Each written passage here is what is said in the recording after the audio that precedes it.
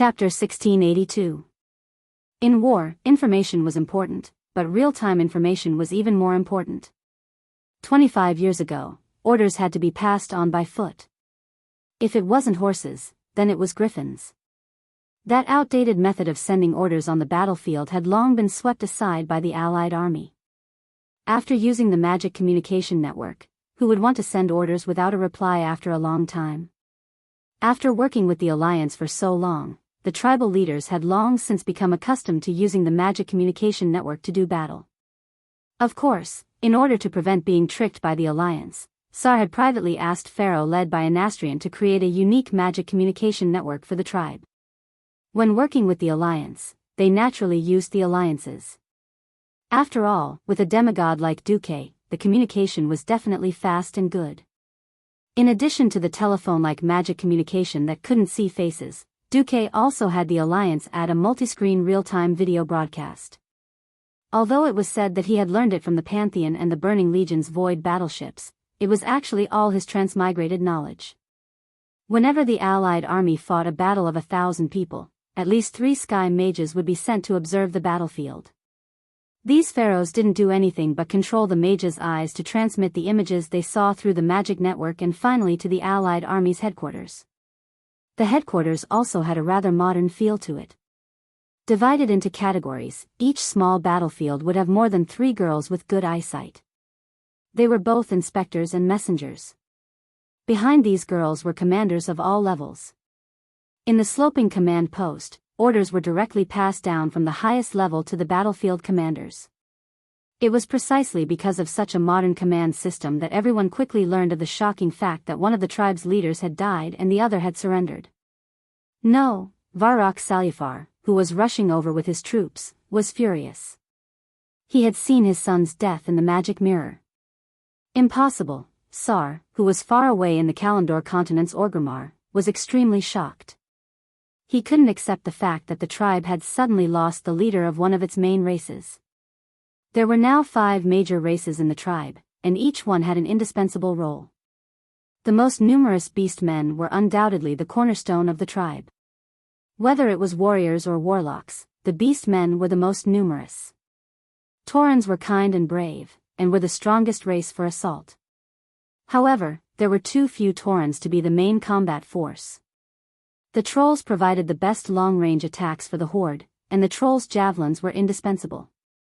Although gnomes had all kinds of problems, they controlled the tribe's economy and technological development. The Forsaken. Although Anastrian had never been very respectful to Thrall, the Forsaken had given the horde soldiers a way to be reborn a second time. Not only that, almost all the mages in the tribe were forgotten ones. Mages not only provided sharp long-range attacks, but the importance of these forgotten ones who had been transformed from humans and elves had long surpassed the class itself in the current era where communication on the battlefield was becoming more and more important. Without the support of the Alliance and Anastrian's small-scale magical communication network, the horde would revert back to the primitive times of yelling orders. Sal suddenly stood up. He didn't even know when the armrest of the chief's throne had been crushed by him. Looking at the mysterious palm print on the Sun King's face in the magic mirror, Sal knew that Anastrian was definitely not surrendering on his own, at least not in such a humiliating way.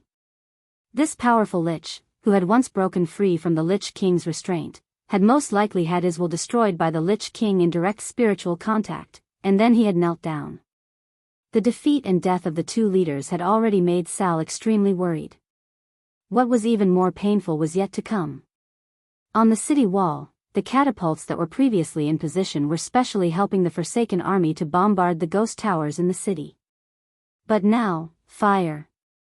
Standing beside the catapults was Master Pharmacist Putray of the Royal Pharmacist Association of the New Undercity. Under his command, all the catapults suddenly made a crisp sound. Huge metal barrels were directly thrown into the City of Calamity while the Horde army was at a loss. Ah! Aren't those our catapults? Damn it! What is this? Most of the Forsaken and Orc warriors still didn't know that their leaders had knelt down. They were only horrified to see that their catapults had thrown something at them. The large metal barrels smashed into the city, destroying buildings and crushing people to death was a small matter. What was terrifying was what spread after the metal barrels exploded. It was clouds of yellow-green fumes. As long as they breathed in a little or touched it, be it the lively orcs or the forgotten ones who were supposed to be dead and unable to breathe, all of them let out a blood-curdling scream, subconsciously clutching their throats and collapsing. At most, they would convulse for about 10 seconds before they stopped moving. Traitor. Sal was so angry that his lungs were about to explode. Even though he was the most restrained orc in the world, he couldn't control his emotions at this moment. It was obvious that the Forsaken had betrayed them.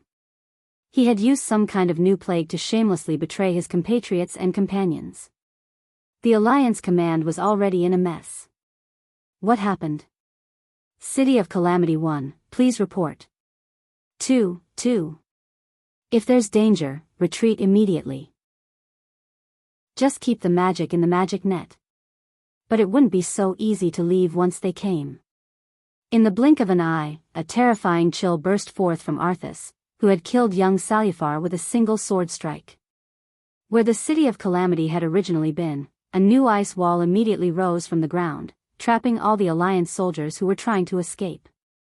They couldn't run, and they couldn't hold up. They had to close the door and beat the dogs. The Horde soldiers fell in droves, but after a while, they stood up again as soldiers of the Calamity Army. This scene drove Sal crazy. Soon, the scene was cut off. Since the Lich King had descended, that terrifying elemental exclusion made it impossible for any magic to be used. Looking at the dark row of magic mirrors, Sal suddenly lost all his strength. He slumped into the great chief's seat, his eyes unfocused. Tens of thousands of troops had been wiped out in an instant. Not to mention the Horde with insufficient troops, even the large alliance could not bear it. Although there were 2 million new orcs in the Horde, not all of them could be warriors. Excluding the relatively weak laborers, women, and children, there were only 500,000 or 600,000 young men who could fight. Previously in the North Wind Tundra, the Warsong tribe had been ruthlessly beaten up by Malaigos. They had lost 100,000 people in one winter, and now it was equivalent to wiping out the entire Forsaken race, plus young Salufar's Blackstone elites. The Horde was already badly hurt. Chapter 1683. What Thrall could not accept the most was the death of little Salufar. Among the next generation of beast men, Thrall had the highest hopes for him. He had the bravery of the traditional beast men, the spirit of unity, and a good sense of the big picture. Thrall had even thought of passing the position of Great Chief to Dranos. But now, it was all over. This was what the Calamity Army feared the most. Once there was a large-scale annihilation, the dead soldiers would immediately become the enemy's helpers. An epic hero, Dranos, and a breaking dawn Great Lich. It was unknown if Arthas would strengthen their combat power. With one addition and one reduction, the difficulty of attacking the ice-crowned fortress skyrocketed. The scene was interrupted, but it did not mean that the battle in the Calamity City was over. Oh. Under the thick armor, Arthas was a little surprised. He realized that while all the Horde infantrymen had fallen, the tanks belonging to the Alliance were still firing continuously. They were rapidly blasting the Horde soldiers who had turned into Calamity warriors into pieces. The tracks of the light tanks mercilessly crushed these fellows who had been allies not long ago. How dare you! Arthas was a little angry. He raised his hand, and a tank not far from him was grabbed by a pair of large hands made of ice that grew out of the ground. One hand grabbed the chassis of the tank, and the other hand tore open the top cover of the turret as if it was a thin piece of paper, revealing the driver inside. There was no fear, no anger, not even any emotion. The driver directly pulled out the large musket that he carried with him and fired at Arthas. Bang! Bang! Bang! Arthas's movement stopped. He felt a little shocked and angry. Of course, these laughable low-energy bullets could not cause any damage to the Great Lich King. There was another reason for his shock and anger: the ones shooting at him were not living people at all. They were mechanical gnomes from Otter that Mimiron viewed as expendable. These low to moderate level of intelligence faithfully carried out Mimiron's orders and attacked all enemies of the Calamity Army until they were destroyed. Humph. Arthas did not want to see this laughable robot ever again. Even if it existed in this world for one more second, it was a mockery to him, the Lich King. 100 miles away, Arthas, who had been confronting Duque at the same time, spoke up, Duke Marcus. You knew that I would set up an ambush in the disaster city. Duque's expression didn't look too good in the face of the stern Arthas either. He didn't want to respond at all. The weave was his, and in this place where the elements were surging, no live footage could be leaked without his permission. Only the people of Naxxramas could see this. Duque was also unhappy. That's right, he tricked the two idiots. The incident in the City of Calamity this time was like a modified version of the incident with the Gate of Heaven's Wrath. Duque, who was familiar with the original history and knew that Master Apothecary Putris would betray the Alliance, naturally wouldn't continue sending the Alliance's soldiers to their deaths. He had Mimran's mechanical gnomes sit on the Alliance's tank just to put on a good show with a certain someone.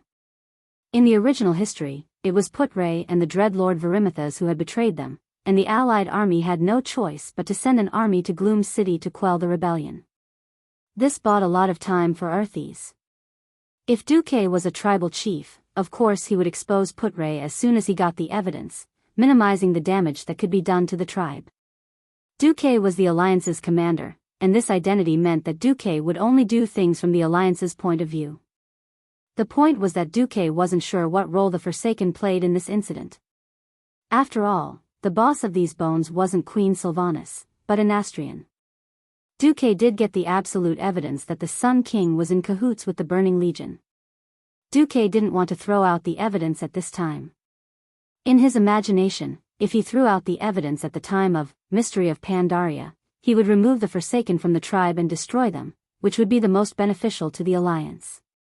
Now, Duque was doing a little useless work. The elites of the Forsaken were all wiped out in one go. At least on the surface, it seemed that a mere grand pharmacist had tricked all the elites of the Forsaken, including the Sun King. The combat power of the tribe was indeed weakened, but dying together in battle didn't affect the unity of the tribe. Instead, it made the tribe more united against a common enemy. If the tribe later found out that the Alliance had switched the soldiers, F***CK. No matter how good-tempered Duque was, he couldn't help but curse. Of course, what annoyed Duque the most was that Arthas also played a trick on him. Humph. Nowadays, even the Lich King has learned the cloning technique. This time, it was finally Arthas' turn to laugh. He laughed happily and arrogantly. Ha ha ha ha. Ha ha ha ha ha. Duke Marcus, aren't you the one who calculates everything? I almost thought that you were the god of fate, invincible. Luckily. You are not, Duque retorted. Arthas, laugh if you want. You won't have many chances to laugh. In the sky, the elemental tides that belonged to different demigods were still colliding in midair, making continuous explosions. Without the soul voice, it was impossible to hear the voices of people 1 meter away. Arthas' voice continued to be transmitted into Duque's spirit sea. No, no, no. I'll definitely laugh until the end. However, Duque, don't you want to know why there are 2 Lich Kings? No need. I'll get the answer after I kill this you in front of me. Duque was unusually stubborn. Hee hee. Hee hee hee. Obviously, Dumbo laughed happily. Then, he seemed to sigh and murmured to himself, forget it. I wanted to let you keep guessing. However, this body seems to have reached its limit. With that, Arthas began to unravel the mystery on her own. He took off his head. He did not take off the black helmet that exuded a murderous aura. Instead, he took off the helmet along with his head. Just like how a knight in military uniform would place his helmet under his armpit, he clamped his head between his legs. Damn, Duque could not help but curse, a dignified Lich King has become a headless knight? Of course, Duque knew that all the Undying had the talent, split. Each of them was like Bucky the Clown in the One Piece manga. They would not die even if they were split into pieces. However, Duque knew that Zol valued Arthas not only because of Dumbo's soul, but also because of Dumbo's strong body. In this life, Duque had tricked Arthes again and again. He had broken his arm and cut his waist. The indomitable Arthes also reattached her body over and over again. Arthes's body had long been refined into a demigod's body on the ice-ceiling throne. Without his head, how could he bear it? 3 seconds later, the mystery was revealed. The arm wrapped in the gauntlet took out a crystal skull from the helmet. Chapter 1684. At this moment, the expressions on the faces of all those who witnessed this scene froze. Probably everyone had the same thought in their minds, holy shit. How could this happen? Others might not know what this ice crystal skull was. Duque must know. In order to punish Zol for being half-hearted and running away, Jaden played hardcore SM games with Zol. When Zol's body was completely destroyed, his bones turned to ashes, and he could no longer repair his cultivation. Zol's soul was stuffed into this ice crystal skeleton. This was a cruel punishment that just thinking about it made people feel horrible. Without a body, the soul also lost its freedom. It was bound in an ice skull, suffering day and night like a frozen hell of soul torture. This was the terrifying side of the ice skull. On the other hand, it was undeniable that this thing was also the most powerful soul power amplifier. With it, Zol's soul could control his undead subordinates from a super long distance. He could easily cross space and extend his soul touch thousands of miles away. Under the effect of the strengthened spiritual power, Zol could also perform super long-distance casting that mortals dared not imagine. Duque never thought that in order to trick him, Arthas would force a part of his soul into this crystal skull that his other half, Zol, refused to enter even if he was beaten to death. Sure enough, ambitious people were ruthless to others, but even more ruthless to themselves. Using a part of the Lich King's soul to control the crystal skull, he used the soul energy stored under the ice throne to directly shoot at Naxxramas, and then shot at Duque. As long as no one fought him in close combat, who would find out that this Lich King, who seemed to be so powerful, was actually a fake. As for Arthas's own body, he secretly ran to the City of Calamity to cause trouble. With such a diversion, it could be said that Duque's loss was not undeserved. Both sides had stopped fighting at the same time. Violent elemental turbulence was left in the surroundings, and under the impact of the weave's mana, the ice elementals were like thousands of silver snakes twisting in a frenzy. Looking at each other from afar, the ice-crowned glacier was still as cold as ever, causing Duke's cloak to flutter. Duque suddenly interjected, Arthas, you could have used this technique on a much larger scale. Who knows, he might be able to scam me even more ruthlessly. Is it worth it for you to catch an Anastrian and a Dranos? Worth it? Arthas's image was projected on the crystal helmet, and there was a hint of laughter in her voice. A mere leader of the Forgotten Ones isn't worth my effort. I'm doing this for you. Duke Marcus, me? Duque was a little surprised. Yes. I have to admit, you are too scary. It's so terrifying that even though I've become a Lich King, I can still feel suffocated. No, it's an oppressive feeling that my soul could be annihilated at any moment. He was a little surprised that Arthas would actually admit to her cowardice. Huh. A playful expression appeared on Duque's face. I grew up listening to legends about you. Ever since I took charge, I've never won against you. Even after embarking on the path of a death knight, I've never won against you. You stole my lover. You took away the victory that belonged to me. Over and over again. Over and over again. Almost every step I took was predicted by you. Then, you gave me an incomparably painful blow. Speaking up to this point, the projection of Arthas touched her shoulders, and then touched her waist, where Duque had once broken them. When I fused with Zol to become a true Lich King, I not only gained power, but also an even more despairing experience of failure. It wasn't until that moment that he and I realized that you had already become a nightmare for both of us. You're simply the most hateful and terrifying nightmare. Your existence itself is the biggest obstacle to our hegemony. Duque's face was filled with the word embarrassment. The second fool continued to vent his emotions. In these 20 years, we've never won against you even once. Fighting against you is simply fighting against fate itself. We're not satisfied. So even if it's a small victory, I have to win against you, Duke Marcus." Hearing this, Duque only wanted to reply to the second fool, "Motherf * king retard."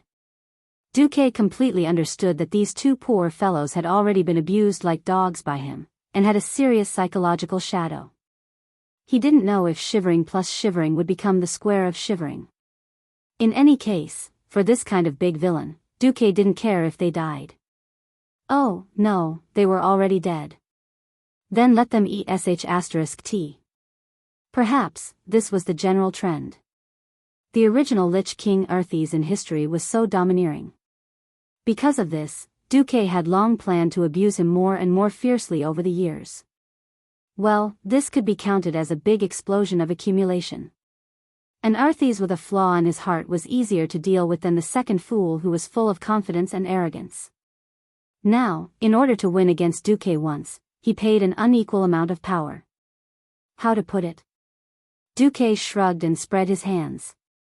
"Well, you beat me once, I hope you can be so talented or so lucky next time."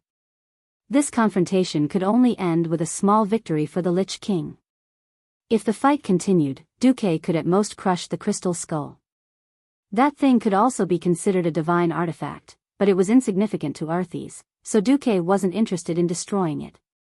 Now that he knew, he would be prepared in the future. The value of that thing was about the same as a pebble on the side of the road. In the city of Calamity, 100 kilometers away. After confirming that all the coalition forces in the city of Calamity were dead, Kale, that's gave the order to open fire. This was destined to be in vain.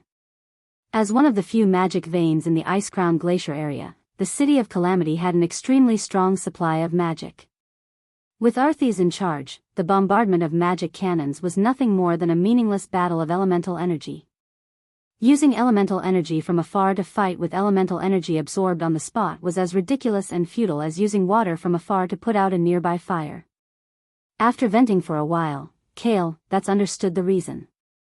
Without needing Duque's reminder, he directly ordered the Dalajan to retreat. After all, the Dalajan was not a purely offensive flying fortress.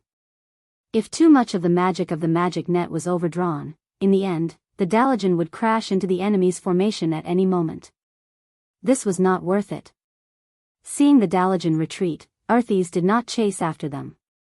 With a wave of his hand, he directly ordered the remaining Scourge soldiers to retreat through the top of the Door of Death, Mordressa, to the evil castle of Malak Eris in the center of the Ice Crown Glacier. Chapter 1685. In the northwest, the battle where Malygos was teaching Calegos how to be a dragon also ended before Alexstrasza arrived. Today, the dragon Lich could bully his own little brother, but he would never dare to fight his former big sister one-on-one. This time, the battle was over. It was hard to say who was the real winner. The defense line of the Ice Crown Glacier that Lich King Arthas had maintained was completely broken. Although the west and northwest sides were not breached, the Alliance still managed to obtain the City of Calamity, an important strategic fulcrum on the plateau, on the east side of the defense line. Originally, the Calamity army could take advantage of the terrain and form a terrible strangulation formation with the Gate of Death as the center. Now, once the Alliance attacked, they had to fight a war of attrition with the Alliance on the relatively narrow bridge. On the other hand, the Calamity army's strength did not decrease, but increased. In addition to the loss of many giants in the direction of the Iron Wall Dam, after the new plague jointly developed by Malygos and Professor Putricide spread in the Battle of the City of Calamity, excluding those destroyed by the tanks of the mechanical gnomes, the Calamity army gained a total of 50,000 elites. Most of them were low-grade professionals. Even for the Calamity troop, which had a huge business, it was still a significant increase in strength. Originally, before Arthas left, he also removed the ice wall around the City of Calamity, hoping to further pollute the surrounding environment. Duque, who was prepared, hurriedly mobilized the Red Dragon Legion to burn the entire City of Calamity along with the plague. The battle on March 15th was over. The aftermath was still fermenting. What? You said that the Alliance seemed to be prepared for this. They only sent mechanical gnomes that wouldn't be affected by the plague into the city of calamity, and then everyone on our side found out that the Alliance had replaced them? In Orgrimmar, Thrall clenched his fists after receiving the report. Anger? Maybe. But more than that, he was uneasy and confused. As soon as he turned around, Sal's tall body had already walked toward the magic mirror. There, a troll mage responsible for contacting the Alliance command immediately bowed to Sal. Trolls also had mages. As the ancestors of the Night Elves, trolls also had the qualifications to be mages. However, among the Darkspear trolls where Wujin was, there were not many trolls with the qualifications to be mages. Coupled with the lack of magic civilization, the number of great magi was even fewer. However, with the annihilation of the Forsaken army and the announcement of Vermissath, the Dreadlord who was now in control of the new Undercity, joining the Scourge army, the Forsaken mages had actually been forced out of the Horde's battle array. In reality, the Horde only had less than 1,000 Forsaken left. Trolls were generally not strong, and there wasn't even a Radiant Moon wizard who could be called. He could only make do with it for now. Sal sighed and was about to speak when he heard Woking's voice coming from behind him. Great Chieftain, are you going to confront Duque? Sal didn't turn his head, but faced Woking with his stalwart back. Yes. That's right. I just couldn't take this lying down. I wanted to ask Duque why he did it. Since he found out that the tribe has a plague weapon, he could have told me. Wokin's voice was low, and it was obvious that he was also quite depressed. Don't ask. So what if he asked? It would only widen the rift between the Alliance and the Horde that had just begun to heal. Great Chieftain, there is only one reason why he did this. The Alliance is the Alliance, and the Horde is the Horde. Sal seemed to be struck by lightning, and his whole body stiffened. Immediately, his mouth full of sharp teeth was filled with bitterness. Woking was indeed a man of great wisdom. He pointed out the key point in one sentence.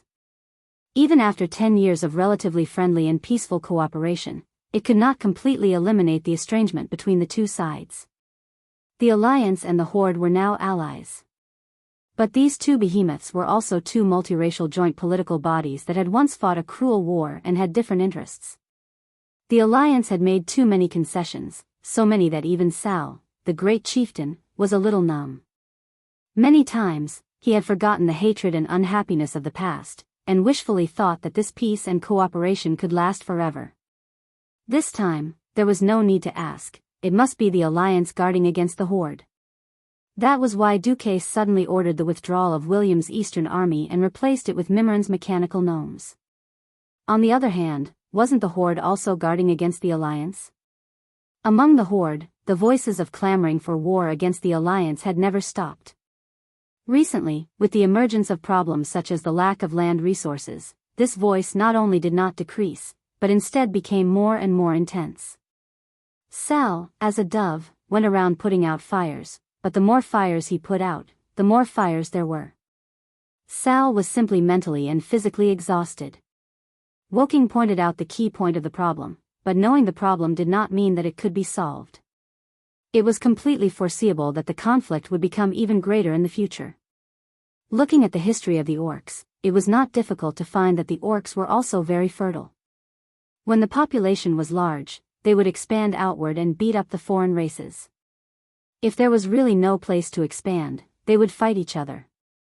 Since ancient times, many clans had disappeared in the long river of history. The orcs did not care, it had been like this for hundreds of millions of years. However, the clear-headed Sal knew that this way of survival was extremely dangerous. The Alliance was already a behemoth whose strength was far above the Horde.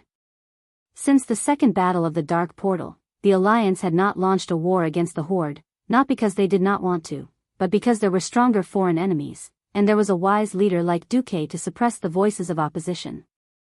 Once the flames of war were ignited, the Alliance would most likely not be burned to death, but the Horde would definitely be destroyed. Sal was trying his best to maintain this fragile balance, trying to maintain peace with the Alliance. If the group of traditional orcs below did not grow brains and continued to make trouble, then, Sal did not dare to think about it. In his mind, thousands of thoughts turned, and finally, Sal was discouraged. Woking, inform Duque for me.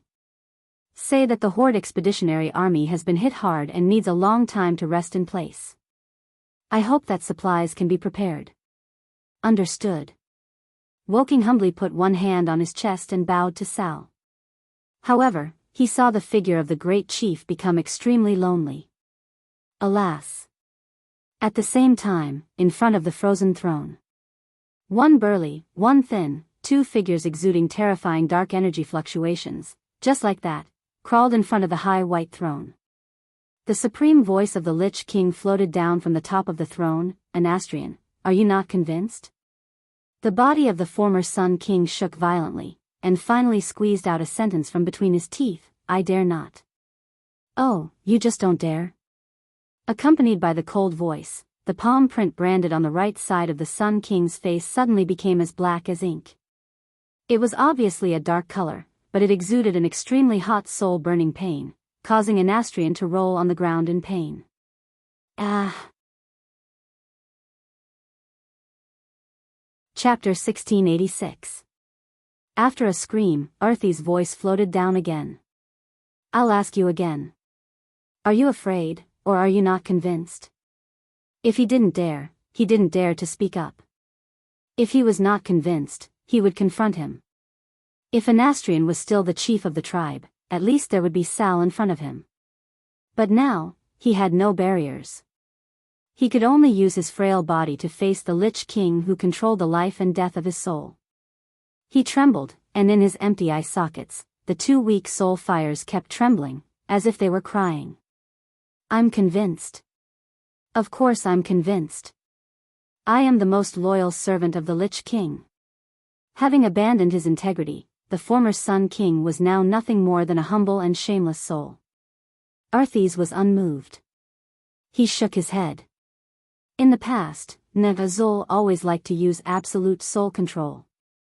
He used to think that as long as the living stepped into the realm of death, they would be under his absolute domination. Obviously, he was wrong. The Sun King trembled. Arthy's held the chin of his helmet and tilted his head. You and your Forsaken once broke free from Azul's control. This is the best proof. So, for those who are worth cultivating, I prefer to let them slowly fall. Only the fall of one's own will is the deepest and most thorough fall. For example, the former me, the current Maligos, and the future you. The cold words pierced directly into the deepest part of Anastrian, making his soul tremble even more violently. Actually, I was a little surprised that you came to me. I don't know why you feel insecure in the tribe. Since you chose to make a deal, chose to become my subordinate and desire power, I will not go back on my word. At this point, Arthy slowly walked down the ice throne. Every time she took a step, the metal leg guards would make a clattering sound as they collided with the icy surface. Each clattering sound was like a giant hammer pounding on Anastrian's soul. Arthy's walked to stand in front of the Sun King. Raise your head, my servant. The Sun King was still trembling. He raised his rusty spine, so that his skeletal face was facing Arthy's. He couldn't see anything. He could only see the two ghostly lights in the gaps of the helmet. If he could still swallow his saliva, he would be gulping right now. Unfortunately, he could not. It was a pressure and coldness that could even freeze souls. In front of Arthas, Anastrian felt that he was really too insignificant. It was only then that the Sun King noticed that Arthy's was holding a crystal skull in her left hand. Arthas' cold laughter came from under the helmet, piercing directly into the soul of the Sun King. You want to rely on me, and I allow it.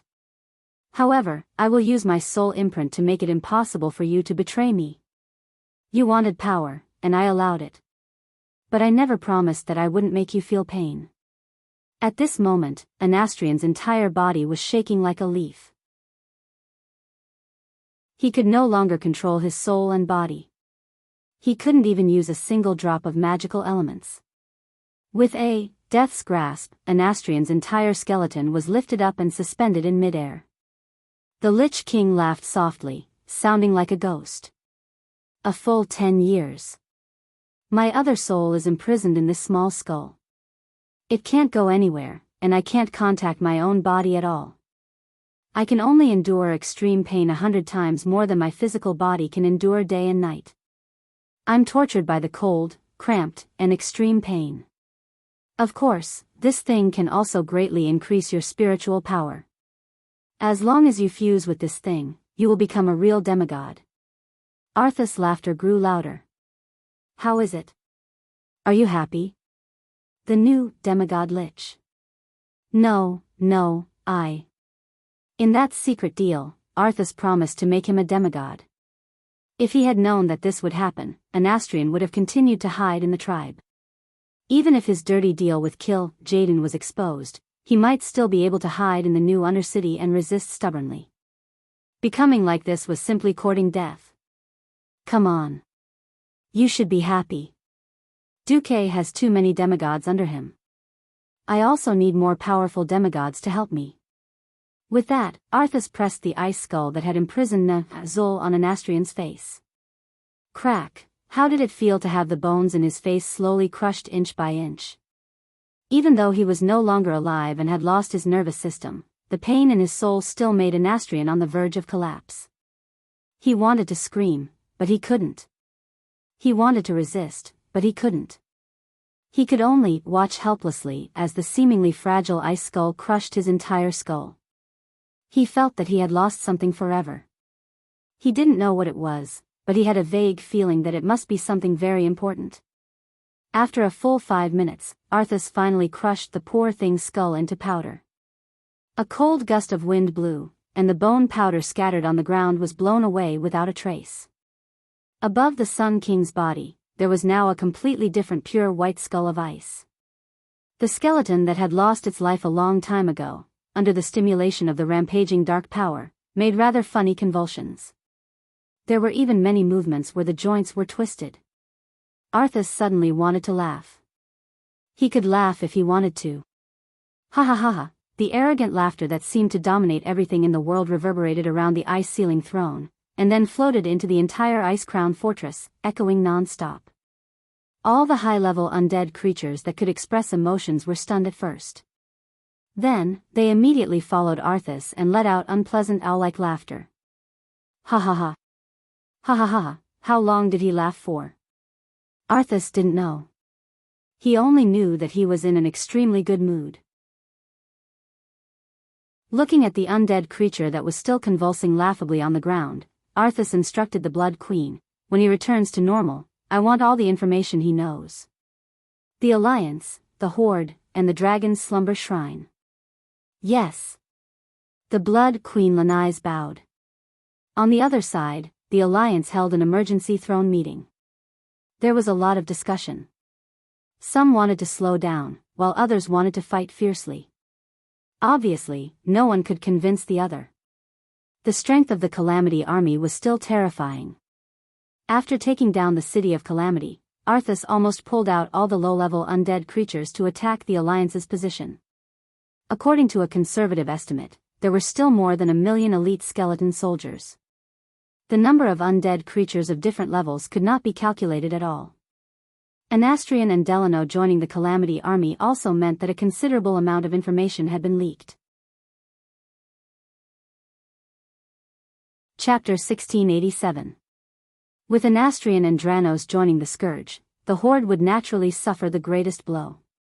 One of them controlled the tribe's communication network, while the other's father was the highest-ranking military commander under Thrall.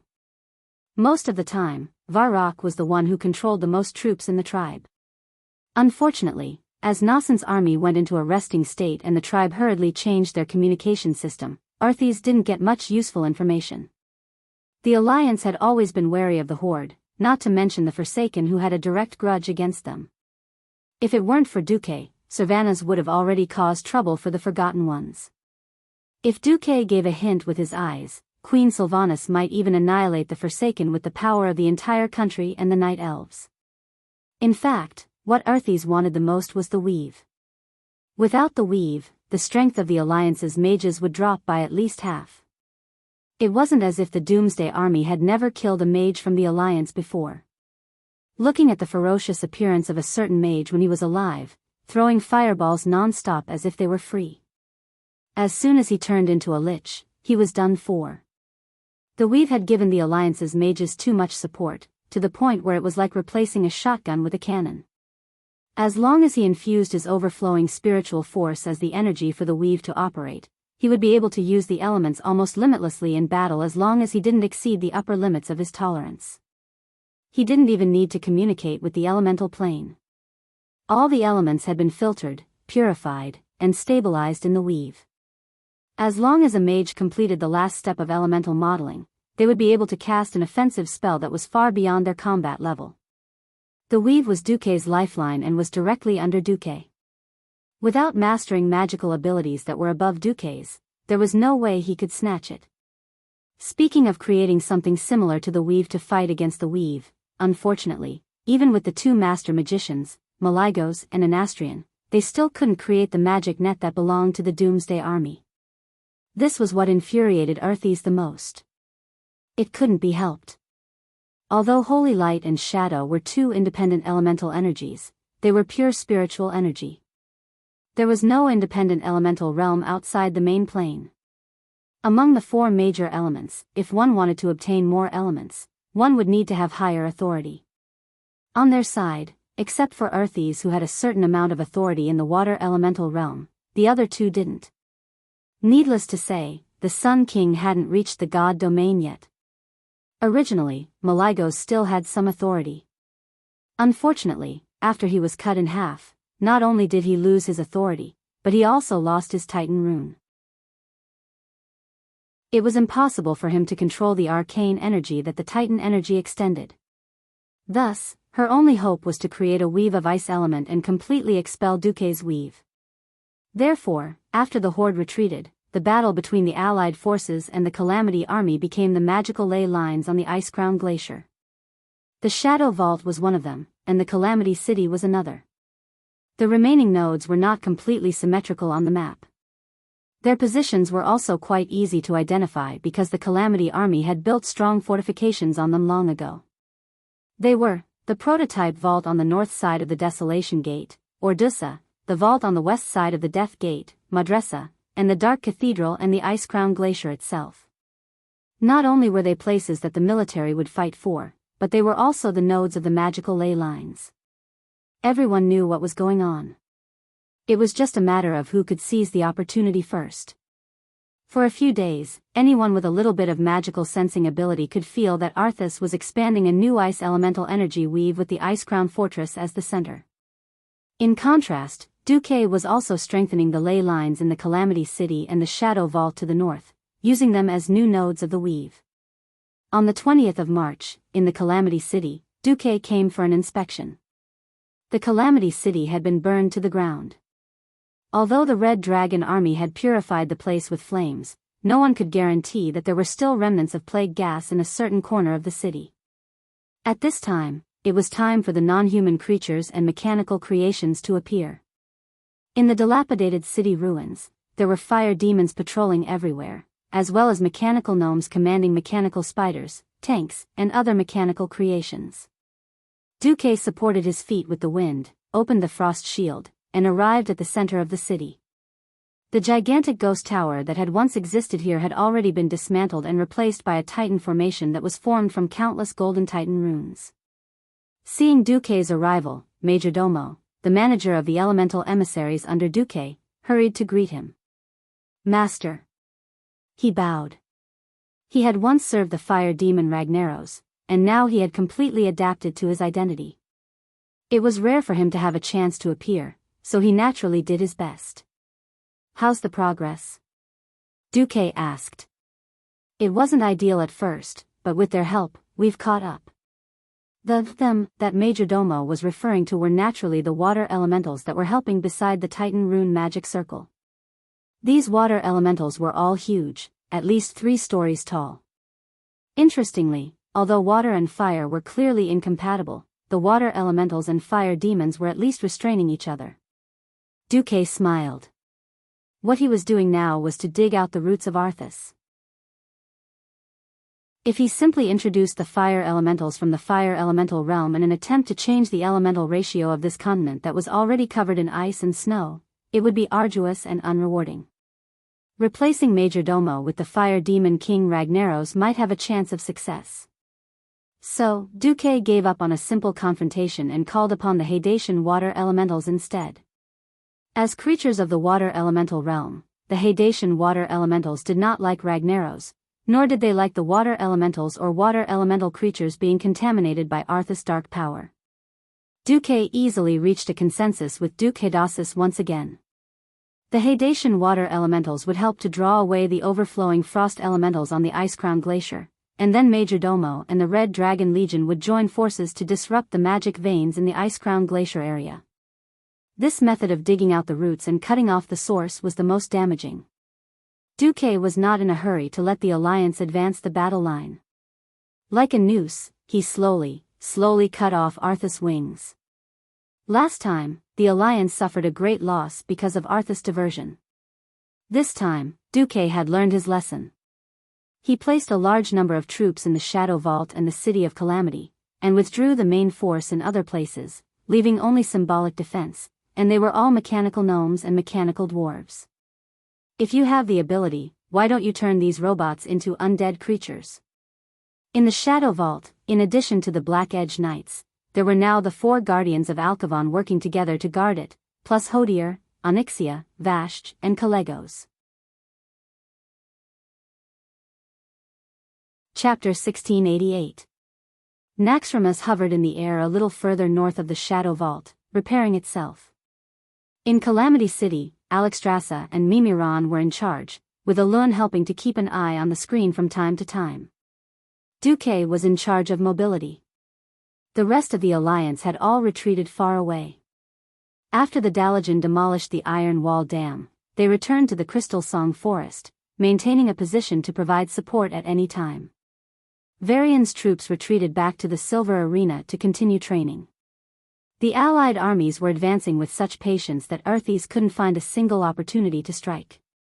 He had sent a large number of low-level undead to play with the Sea of Corpses, but there were flying warships above, dragons at low altitudes, and Mimran's mechanical army on the ground. There was no way to get the corpses of creatures, which meant that the scourge couldn't be replenished. Arthas didn't send his elites, which meant that he was actually fighting a war of attrition with Mimiron. He wouldn't be able to add any more undead to use up the metal ingots in Mimran's warehouse. Originally, the scourge's characteristic of having more and more undead was shameless enough. Mimiron's characteristic of having unlimited metal ingots was simply the scourge's greatest nemesis. Second Fool was so angry that he wanted to curse. On this side, the main force of the alliance was restraining Arthas. On the other side, a certain dreadlord in Winterspring was suffering. Perhaps many beast men in the tribe weren't interested in crossing the ocean and traveling thousands of kilometers to the north. But the tribe wouldn't tolerate betrayal.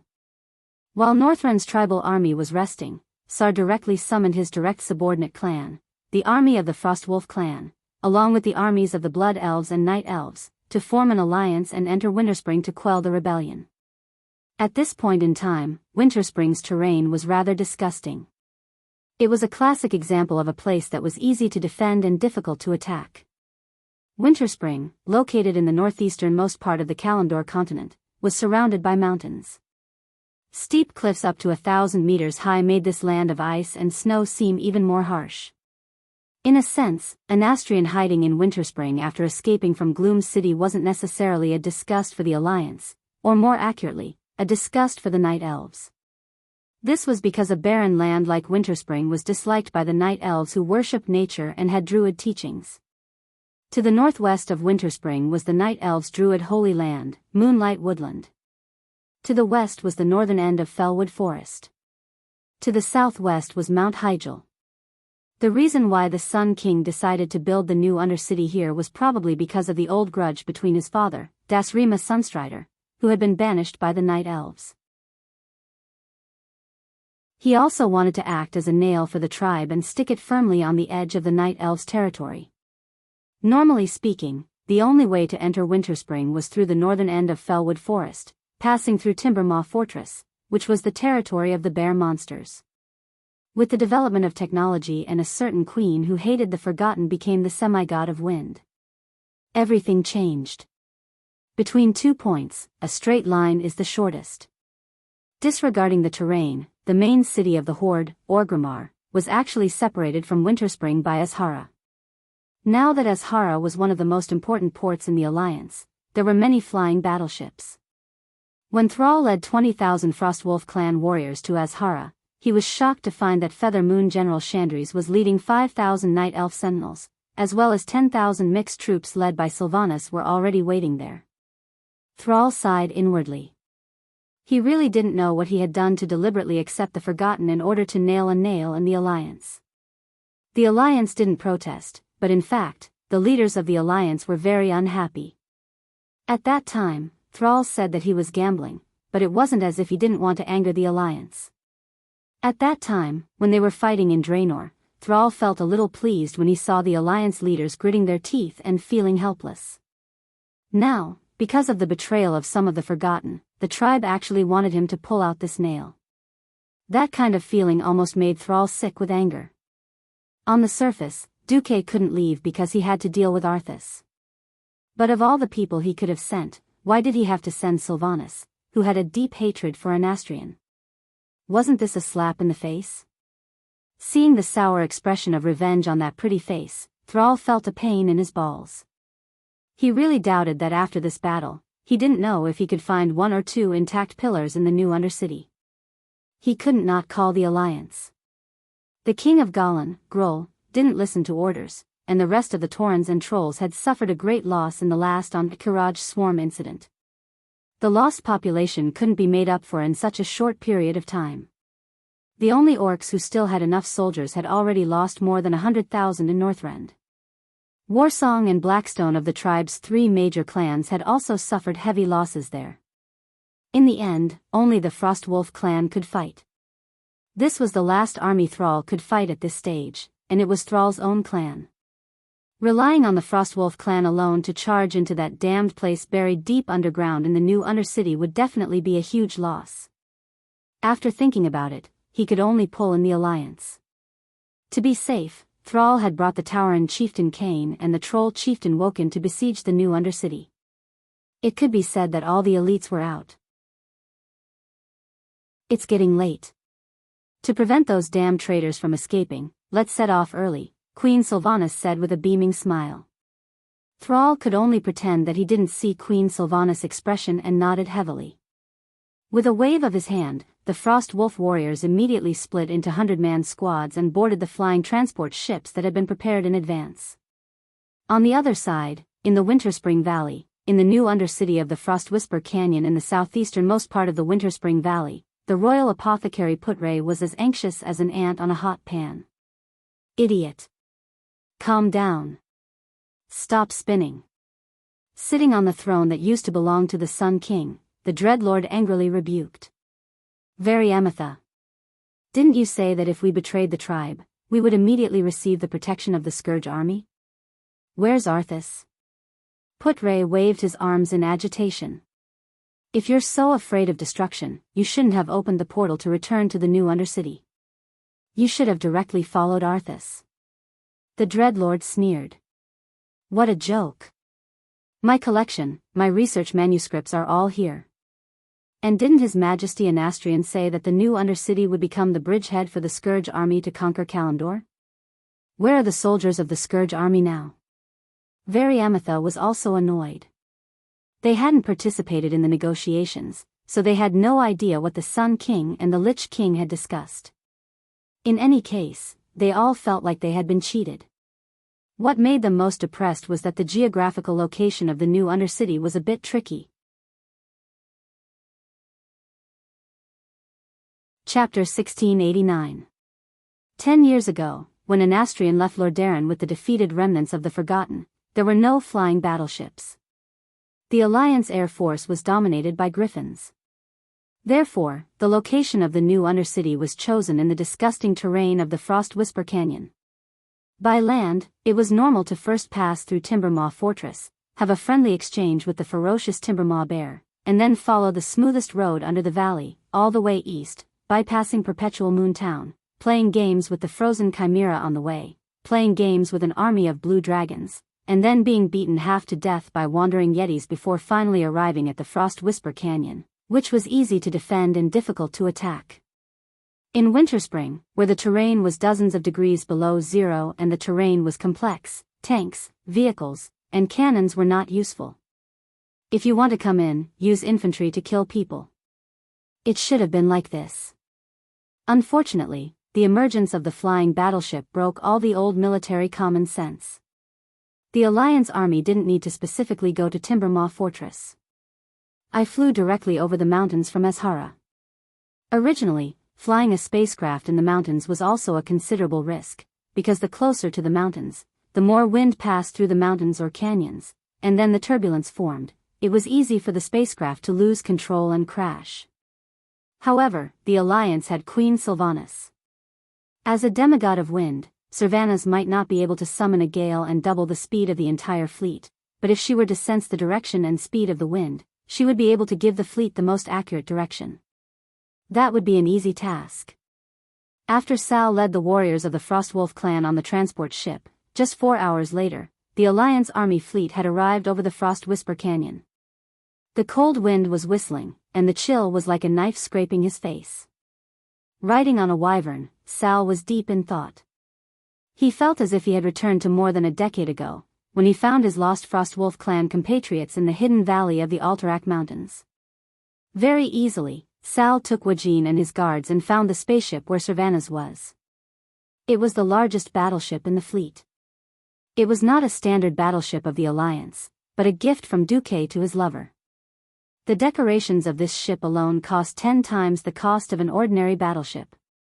Her beauty was almost dazzling, which was a typical elven style. Although the Blood Elves were born from the High Elves, they were still of the same lineage. The ship's golden paint was mostly made up of fiery red hollow metal fittings. The huge propellers were covered by flying wing-shaped decorations. From afar, it looked like a pair of dragon eagle wings. It was as flashy as it could get. Even if they were 3 or 5 kilometers away, they would definitely recognize him. The Alliance had already played around with the flying battleships, but the Horde's flying battleships had only just begun. In fact, the Horde already had a few flying battleships, but they were obsolete models that the Alliance no longer wanted. The tribe owed the Alliance a huge debt that they couldn't pay. Only the rusty water conglomerate bought it for imitation. The results of the imitation weren't good. Due to the lack of an industrial foundation, many of the parts could only be polished by the gnome craftsmen. Gnomes were known to be sloppy in both inventing and working.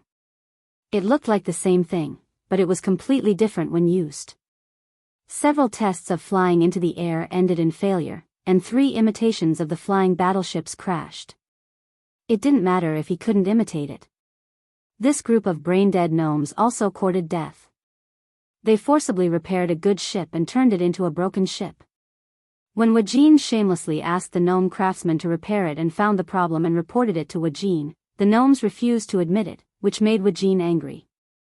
As a result, the only usable flying battleship in the entire tribe was left in Orgrimmar. The gnomes were not without contributions. At least, they made the gnome airship. That thing was an improved version of the gnome's hot air balloon from more than 20 years ago. Although the failure rate of each flight was constant at 100% and the crash rate was 20%, after Sal limited the flying height of the gnome airship to not exceed 20 meters from the ground, there were not many deaths. For the time being, it met the needs of long-distance flight. However, it was infuriating to compare with others. Why were the gnomes of the Alliance so much more reliable than the gnomes of the Horde? While he was a little confused, Sal and his party flew to Queen Sylvia's flagship, Windrunner. In a sense, the Windrunner was a combination of a spaceship and a gunship. Unlike the existing flying battleships of the Alliance, the entire upper deck of the Windrunner was empty. The front half was a flat flight deck with 6 sloping entrances towards the stern for birds to enter and exit. The back half was a landing area. In addition to the normal landing area, there were several huge fishnet-like things that could be bounced up.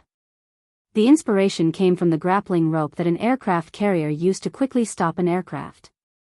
The middle deck was also a medium cannon with a firing range of only 180 degrees and a hemispherical cover that surrounded the entire ship. Those covers were actually magic cannons.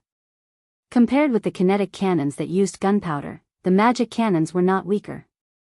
Unfortunately, because of the elemental dissipation, the range of the magic cannons was shorter.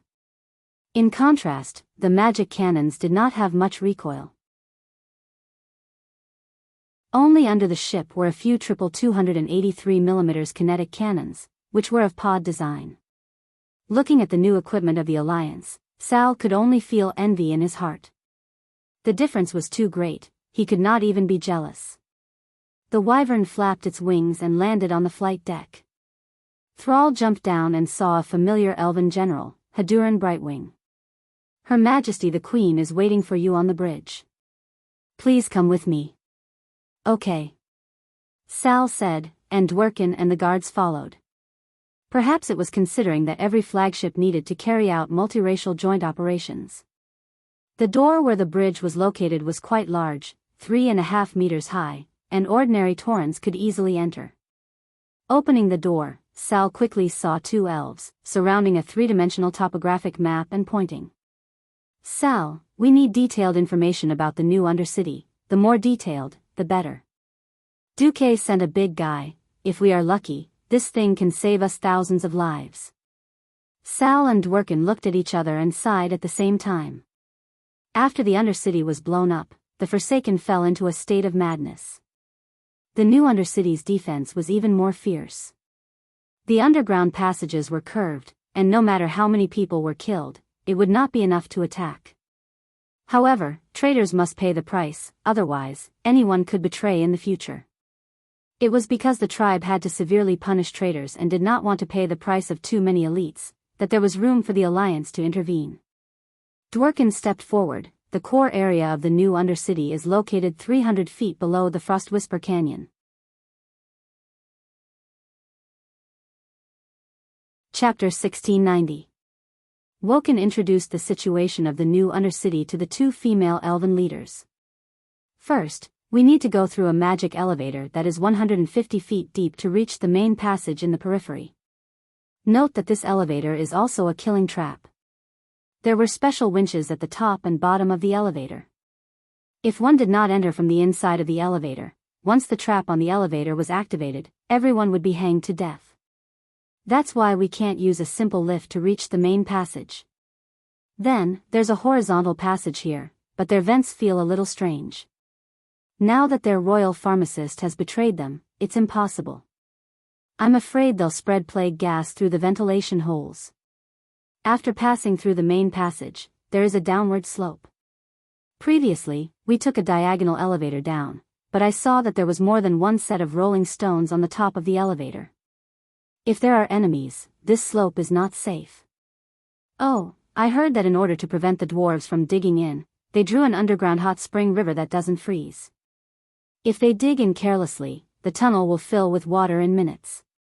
Then, Wajin talked for 10 minutes in one go and marked the routes he knew as much as possible on the 3D map. Servanas and Chandris felt their scalps go numb after hearing this. If they used elite soldiers to force their way through, it was unknown how many people would have to die before they could settle it. No wonder the damned master pharmacist and the dreadlord refused to leave without any reinforcements. It was because this mouse hole was the most powerful and safest place. Queen Sylvie made a pressing gesture with her hands and said, "Well, let's not discuss these details first." No discussion. Sal and Wajin were stunned. After all, the vanguard this time was a frost wolf beastman. The Alliance doesn't care about the lives of the frost wolf beastmen? It was Chandris who explained, no, entering the city is the last step. Let's open up a path with bombs first. Bombing? Could it be that the Alliance's cannonballs could already threaten 300 feet underground? This thought made the two tribal leaders shudder. Queen Sylvanas raised her hand, and an elf mage of the royal family immediately opened a magic mirror. The mirror showed a huge spherical bomb. The Red Dragon Queen, Alexstrasza, is very angry at those who spread the plague. This was a blasphemy against life and nature. such a person must be punished with destruction. Therefore, she asked the Bronze Dragon King Nosdormu to make this magic bomb called Fatty. When this thing explodes, it can produce an effect equivalent to 60% of Nosdormu's combat power. Sal and Wajin didn't know how terrifying Nosdormu's 60% power was. However, a mysterious dragon king who had mastered the power of time always made people feel that it was amazing even though they did not understand it. Of course, Nosdormu isn't willing to kill or destroy anything in this world. Because it would go against his duty, I asked Duque to help me prepare the second bomb, little boy. At this point, when she used the magic mirror to show the second big bomb, Queen Sylvanas' beautiful lips curled into a resentful smile. It was a smile of extreme anger. Little boy? Sal could not understand the bad taste of a transmigrator who regarded explosions as art. Queen Sylvie shrugged. Duke and Magni created this horrible thing. Nobody knows how powerful it is except for them. The second bomb in the picture had a completely different feeling from the first one. The first, Fatty, gave Sal the feeling of mystery, that kind of unknown uncertainty, like a whisper, always teasing his heart, making him eager to see what would happen when Fatty exploded. The second, little boy, had a violent and restless aura. Even through the screen, Thrall, who had already begun to study the path of shamans, could clearly feel that the amount of fire elemental energy that Duke had compressed in this thing was definitely astronomical. Sylvanas asked seriously, "Let me confirm one last time. In order to punish the tribe's traitor Put-Ray and the Forgotten Ones who betrayed the tribe, it wouldn't matter if the Alliance launched a powerful attack and blew up New Gloom City, right? Even if Winterspring becomes a dangerous place, is that right?" Sal and Wajin looked at each other and then nodded at the same time. Yes. Sal had to make such a decision. The warriors of the Frostwolf clan were his last hope. If even the Frostwolf was destroyed, he would not be able to control the situation. And Winterspring, actually had nothing to do with the tribe. The Forsaken Ones had never truly ruled over this place or occupied some of the mines. It was extremely cold here, and there were many magic beasts. Even the Frostwolf beast men did not want to live here. Moreover, this place was completely isolated by the Alliance. It was a complete enclave. In the past, the Forsaken could still be used as a nail to make things difficult for the Alliance. Now that even the Forsaken had rebelled, there was no point in restraining the enclave. Sal couldn't move his entire Frostwolf clan here, and then every time there was a tribal exchange or something, he had to look at the Alliance's face before he could cross the border, right? When Sal agreed to the Alliance's decision, the fate of the new Undercity was sealed. There was no organized air force in the new Undercity.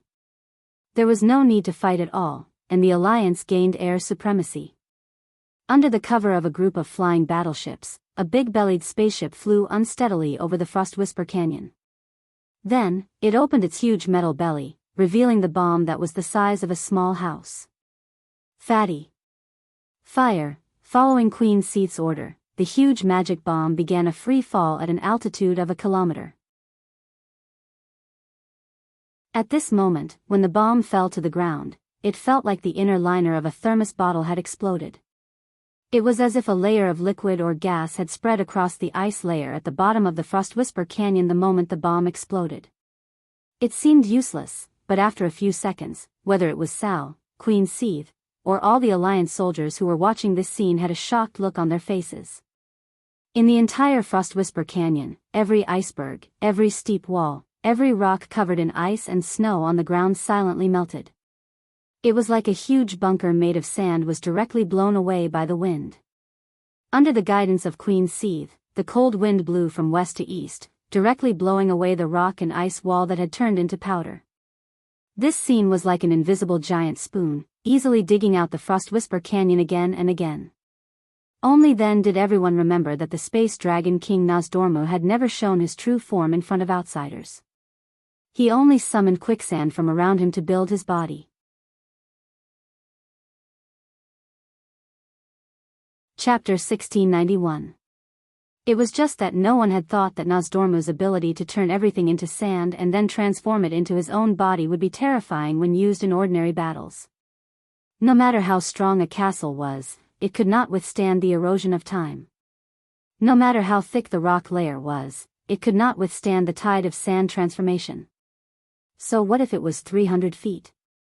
Right now, just by looking at it, at least 250 feet of frozen earth and rock layers had been directly turned into sand, blown away by the fierce winds that lingered in Winterspring Valley.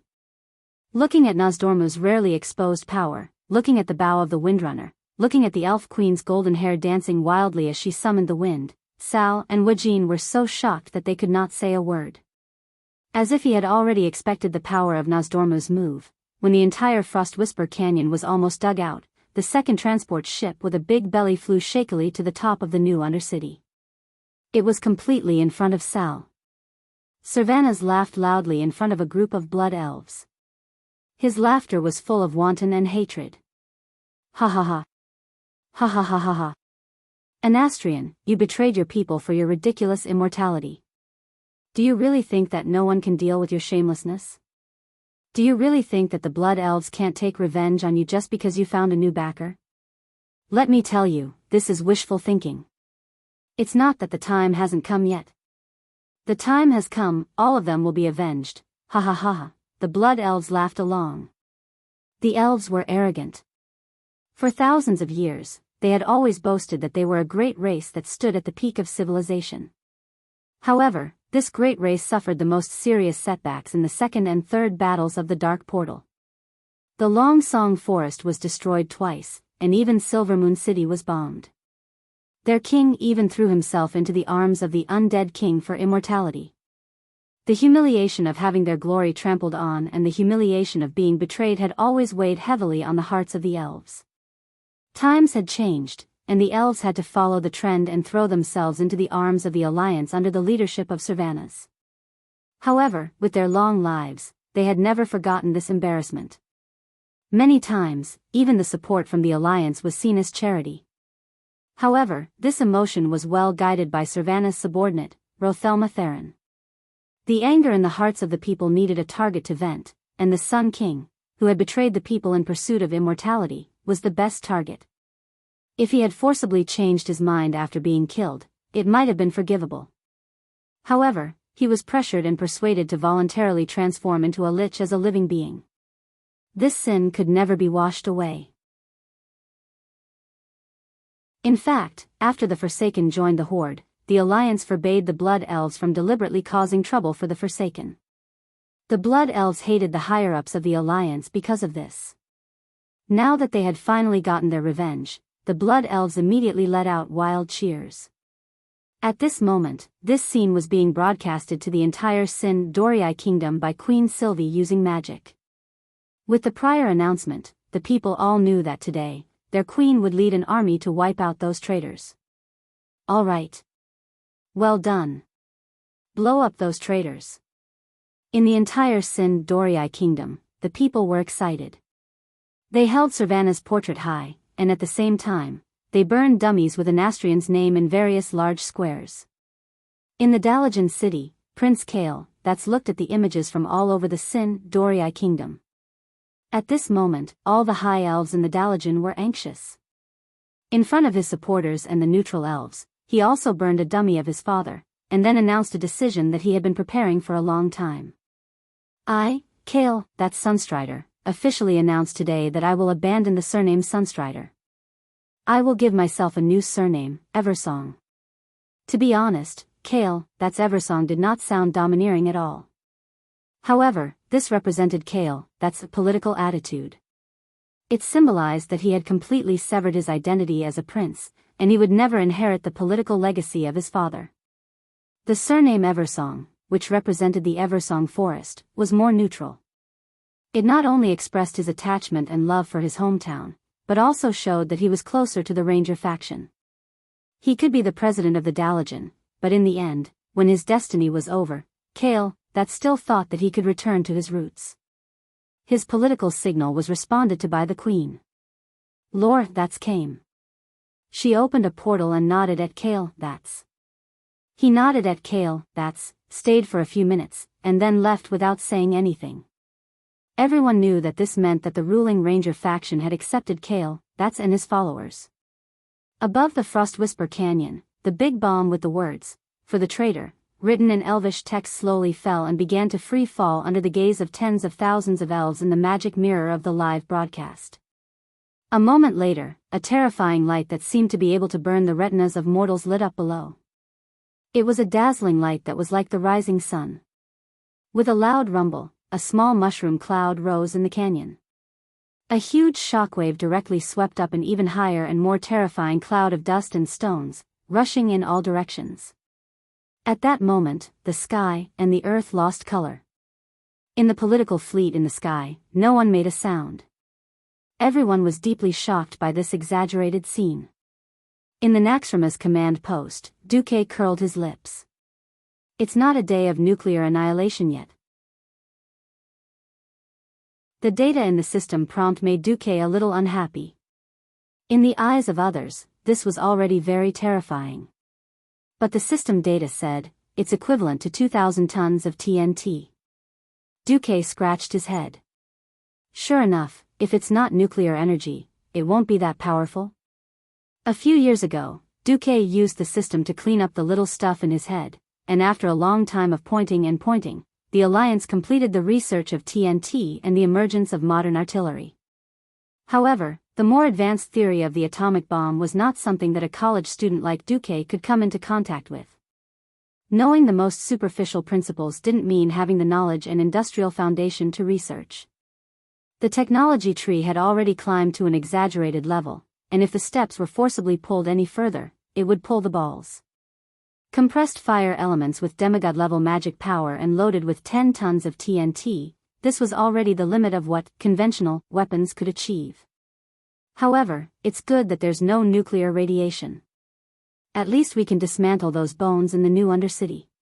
In the video, the last layer of rock blocking the top of the new Undercity had been destroyed.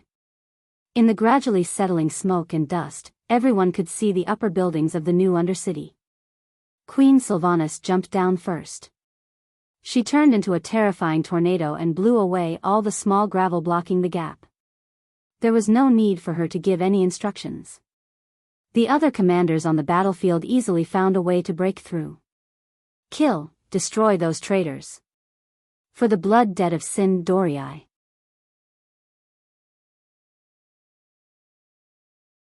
Chapter 1692. It had to be said that Anastrian had really put in a lot of effort for this new nest. In the absence of human resources, it could be said that he had made full use of the mechanics. It was just that his poor imagination had limited the construction of the new Undercity. He had never imagined that the 100-meter rock stratum that he relied on as an absolute barrier would be broken in such a way. No matter how many traps he had set up outside the new Undercity, what was the use of them? They would not pass through your traps at all, and would directly enter the deepest part of your nest. Unless you had a bunch of big bombs hidden in your house and were prepared to die together with your enemies, the Forsaken who had participated in this betrayal would definitely kneel down. Seeing the Beastmen and Blood Elf army descending from the city dome that was supposed to be a rock stratum, the Forsaken were all frightened. Ah! Don't kill me. I've been kidnapped. A Forsaken shouted. Unfortunately, what greeted him were the golden warhammers of the Blood Elf paladins, the holy golden arrows of the Blood Elf rangers, and even the giant axes of the Beastmen warriors. Hijacked? Innocent? Perhaps it was. But everyone knew that those who had nothing to do with the great potion master Putray had long been killed by his new plague in the Battle of the Calamity City, and had returned to the Lich King's command. The rest were either his hardcore accomplices, or at least neutrals, who knew what had happened but did not report it. It was not that Tsar had not thought of screening these guys. After all, the tribe still needed the Forsaken mages. But Wujin reminded him that the anger of the beast men being betrayed could only be extinguished by destruction and death. In any case, the Blackrock tribe had been betrayed again. This was an ironclad fact. The last time was the incident of the Black Hand brothers 20 years ago. For glory, for the discipline of the army, and for the stability of the tribe, Varrock Salufar, who had already set off for Northrend, would definitely suppress the remaining Blackrock beastmen and other beastmen from other clans who had been deceived in the Calamity City that day. But every pair of eyes was watching the great chief's every move. The beast men could allow those who disagreed to leave, but they absolutely could not tolerate this kind of betrayal on the battlefield. Therefore, the elite assault troops led by the Frostwolf clan were even more ruthless than the Blood Elves. Besides, you claimed that you were innocent, yet you had the right to move freely in the new Undercity when you announced that you were leaving the tribe. Who were you trying to fool? None of the Forgotten Ones still in the new Undercity were innocent. When the huge battle axe descended, the Undyings whose muscles had long since lost their tenacity were torn apart. His head was chopped into a rotten watermelon, his arms and legs were cut off like broken firewood, and his body was like a rotten rag bag, with the blackened and withered organs falling out. Blood-curdling screams and wails of despair could be heard everywhere. It was the same for the beast men and the Blood Elves. There were no surrenders, and all the corpses of the Forgotten Ones were completely destroyed. The Blood Elf priests and holy knights who followed up immediately sprinkled holy light and holy water, purifying all souls that could turn into vengeful spirits. Ha ha ha. Sylvanas brandished the divine artifact longbow, Solidar Stars of Fury, and happily slaughtered the Forsaken. That's right, he wasn't shooting arrows. Instead, he was using the curved structure of the longbow to slash the fleeing Forsaken with a martial technique that resembled a machete. They were directly breached from the inside. Coupled with the huge explosion of the great bomb, many of the tunnels collapsed. The Forsaken ran around like blind flies before they were killed by the allied forces that caught up to them. No. Great Chief, don't kill me, I can serve you. The captured royal pharmacist Putray screamed in fear. Serve you? Go to hell and be a slave to your traitorous compatriots for millions of years. In front of the accompanying troll mages and under the live broadcast of the magic mirror, Sal grabbed Putray's collar and ruthlessly threw him to the ground. The heavy and enormous combat boots stomped on Presley's waist, and with a crisp crack, that guy's entire lumbar vertebra and pelvic bones exploded. This is the fate of traitors. Sal roared domineeringly, raising the hammer of destruction in his hand. Through the magic mirror, the beast men who were still resting in Northrend could clearly see their great chief's black hammer ruthlessly smashing the head of that damned traitor into a rotten watermelon. A rotten watermelon that had expired. Every beast man raised their arms or weapons at this moment, letting out deafening roars. Well done. Kill the traitor. This is the price of betrayal. On the other side, Sylvanas found the dread Lord Verimithas. Almost as soon as she saw him, Queen Sylvanas felt as if she was in a predestined battle. She did not know that this sinister-looking demon in front of her would become her subordinate in the original space and time. She also did not know that in the gates of heaven's wrath, he had also betrayed her. At this point in time, Queen Sylvanas only knew that this disgusting guy in front of her was one of the main culprits who had participated in the destruction of Longsong Forest and Silvermoon City. No, I can. The Dreadlord had no moral integrity. Perhaps other demons hated death, but they were not too afraid of it. Verimithas was different. Back then, he had entered Azeroth as a supervisor of the Scourge army. Later, after Archimonde died, he and the other Dreadlords first sought refuge with Arthas, and then were instigated by Anastrian. It was not an exaggeration to say that he was a slave of 3 different surnames. It would be better if he did not die, but once he died, his soul would be forced back into the twisting nether. Although the 3 leaders of the Burning Legion were now kneeling, who could guarantee that they would not come back to deal with him when they resurrected in the future? Thus, he knelt before Queen Sylvanas on the spot. Unfortunately, if Sylvanas was the Forsaken Queen who had just taken over the Forsaken in the original history and was extremely lacking in power and helpers, she might have tolerated him. Now that she was the demigod of Azeroth, the true queen of the elves, and the partner of the Alliance Commander Duque, did she need a slave of 3 different surnames to be her subordinate? Stop joking. Sylvanas did not even care about him. All she wanted was destruction and revenge. Good for the Scourge army. Good for the Forsaken. Good for the demons. Destroy them all. Wind elements completely exploded from Queen Sylvanas' body. A violent aura, overflowing with divinity, almost filled every corner of this dark palace. When he saw the lightning bursting from Queen Sylvanas' divine longbow, the Dreadlord no longer had any hopes of getting lucky. He pounced over, and with a wave of his hand, a large ball of stinky, rotten bee swarm was thrown over. Unfortunately, the dazzling lightning arrived with a loud rumble, turning everything in the large room into nothingness. The violent thunderbolts destroyed everything.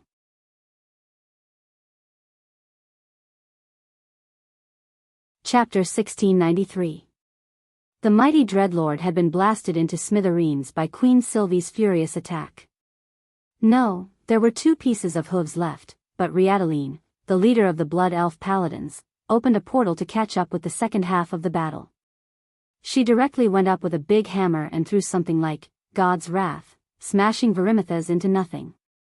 Demons were not afraid of dying from ordinary elemental attacks, but as a spiritual energy type of holy attacks, the demons were very hurt. Perhaps there would be a day when Verimithas would make a comeback, but mortals would not be able to see it anyway. There might be remnants of the Forsaken in those secret passages, and there might be powerful undead such as the Abomination hiding in dark corners. But it was the tribe's business to clean up the remnants. If the Alliance stayed here for too long, it would be a bit of a slap in the face. That night, after the battle, Queen Sylvanas withdrew with her people. The elven army was also the main force against the Scourge.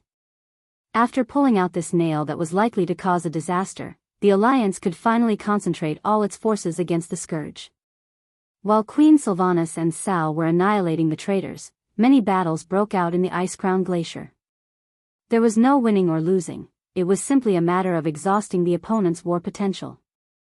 In order to overturn the Scourge, Duque asked Willan to come forward and transfer 2 Naru. One was in charge of Naxxramas, and the other was in charge of the Dalajan. Using the 2 floating cities as bases, they produced a large amount of holy water. Cannonballs were covered with holy water, weapons were covered with holy water, and even in all the upwind directions of the Ice-Crown Glacier, Duque had people pour a large amount of low-purity holy water. The Scourge looked like they wanted to poison all the creatures in the world with a plague. The Alliance army looked like they wanted to purify all of Northrend with holy light. During this period, around the evil castle, Marikaris, there were many battles between the Alliance army and the Scourge. The biting cold wind blew the ice dust on the frozen plateau, and the cold fog rolled up like 1,000 layers of waves, layer upon layer, surging into the distance. In the wind that whistled like ghosts all year round, a large number of humanoid objects were slowly moving forward against this icy wind. Even in spring, the temperature in the Ice-Crown Glacier would not be higher than 0 degrees. The cold wind rolled up the ice dust and blew the armor of this group of humanoid objects, and the cold wind invaded their bodies, but they still did not feel it. Because they had all died a long time ago. Woo woo woo. A shrill alarm sounded from the east side of the mountain wall. The mountain wall that seemed to be a part of the dead world suddenly came to life. Countless people came out of the caves and tunnels and quickly entered the designated positions. These bones are coming every hour. They're really not tired of it. A soldier teased.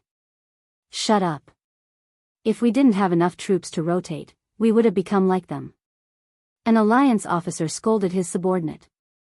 This was a plateau close to the Gate of Death, Mordressa, in the east of the Ice-Crown Glacier. At this moment, the Scourge soldiers were gradually approaching the Alliance's position on the eastern mountain wall. They were the first to enter the range of the cannons. Katiusha, fire 3 consecutive shots. The highest commander of the camp, Lilith Windrunner, ordered calmly. Orders from General Windrunner. Katiusha, fire 3 bursts. The colonels and lieutenants in charge of each sector gave their orders. Although the large-caliber cannons were very powerful and could kill all the Undying within a radius of tens of meters, it was not worth it for the Scourge army's zombies tactic. Heavy cannons of more than 150 mm were more suitable for bombing high-value targets such as fortresses, not these skeletons and zombies that Arthas saw as purely expendable. The first to fire was, of course, the Katiusha rocket launcher. Thousands of rockets flew across the sky, creating an artificial meteor shower. Boom! Flesh and blood flew everywhere, limbs exploded, and ice shards splashed everywhere. If it was an ordinary mortal army's infantry, facing such a terrifying attack, they would have collapsed or at least stopped advancing. However, the scourge soldiers, who had no sense of pain and no consciousness, continued to limp forward. Even if their lower bodies were blown off, they still used their remaining arms to maintain their posture of crawling. In other places, perhaps Katyusha would have been enough to solve all the problems. This was the extremely cold ice-crowned glacier. Even though the surrounding mana veins had been invaded by Duque, violent cold winds still blew all year round. The Katyusha rockets landed on the ground. Other than the initial damage caused by the explosion, the fire that should have caused a second round of damage was extinguished by the cold wind. Even if there were any remnants of the fire, it would be extinguished by shadow wizards and low-level liches with their blizzard. On the Alliance's side, the Katyusha that had fired all the rockets quickly retreated, allowing the Katyusha that was fully loaded with rockets to replace it. Within the scope of the binoculars, the sea of undead, which was originally densely packed like a tidal wave, had become a little sparse. Fire the small-caliber cannons quickly. Target the enemy's large undead creatures. Immediately, more trapdoors on the mountain wall opened, and long cannons extended out, revealing dark muzzles. The cannoneers hiding behind the cannons were looking through the cannons. This was the mainstream support cannon of the Alliance, the 88mm anti-aircraft cannon. These cannons could be used to attack ice dragons and abominations. It was versatile.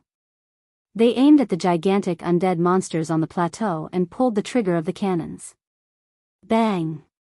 Bang! Hundreds of holes on the mountain wall emitted black smoke from the cannons. Not only that, the 40mm Bofors anti-air cannons that were specially installed at the front line also started to fire at the larger undead creatures. Everyone knew that the Calamity Army had ice dragons that were only left with bones. In actual combat, there were also many skeleton draconians and skeletal draconians. They were not as powerful as abominations, but if they charged into the infantry formation, they could still cause a lot of damage. It was a waste to use the 88mm cannons to blast these things. The Bofors were just right. The thick and continuous cannons easily tore these big bones into pieces. Closer. It was getting closer. When they entered the range of the mortars, the entire Alliance's position was filled with the sound of cannons. If the soldiers did not put on earplugs in advance, they would probably all be deaf. At this time, they could only communicate with hand signals and lights. The Katyusha, 88mm cannons, Bofors, and mortars worked together from far to near, from top to bottom, forming an extremely powerful firepower net. In an instant, the losses of the Calamity Army on the plateau increased rapidly. On average, for every Calamity soldier that charged to the front of the Alliance's infantry position at the foot of the mountain, at least 5 Calamity soldiers would be destroyed halfway. The next thing the undead army faced was the steel colossus at the front of the line of defense. These mechanical giants from Oder Mimmelan's workshop brandished their huge arms, and every time they swept across, they would scatter multiple undyings.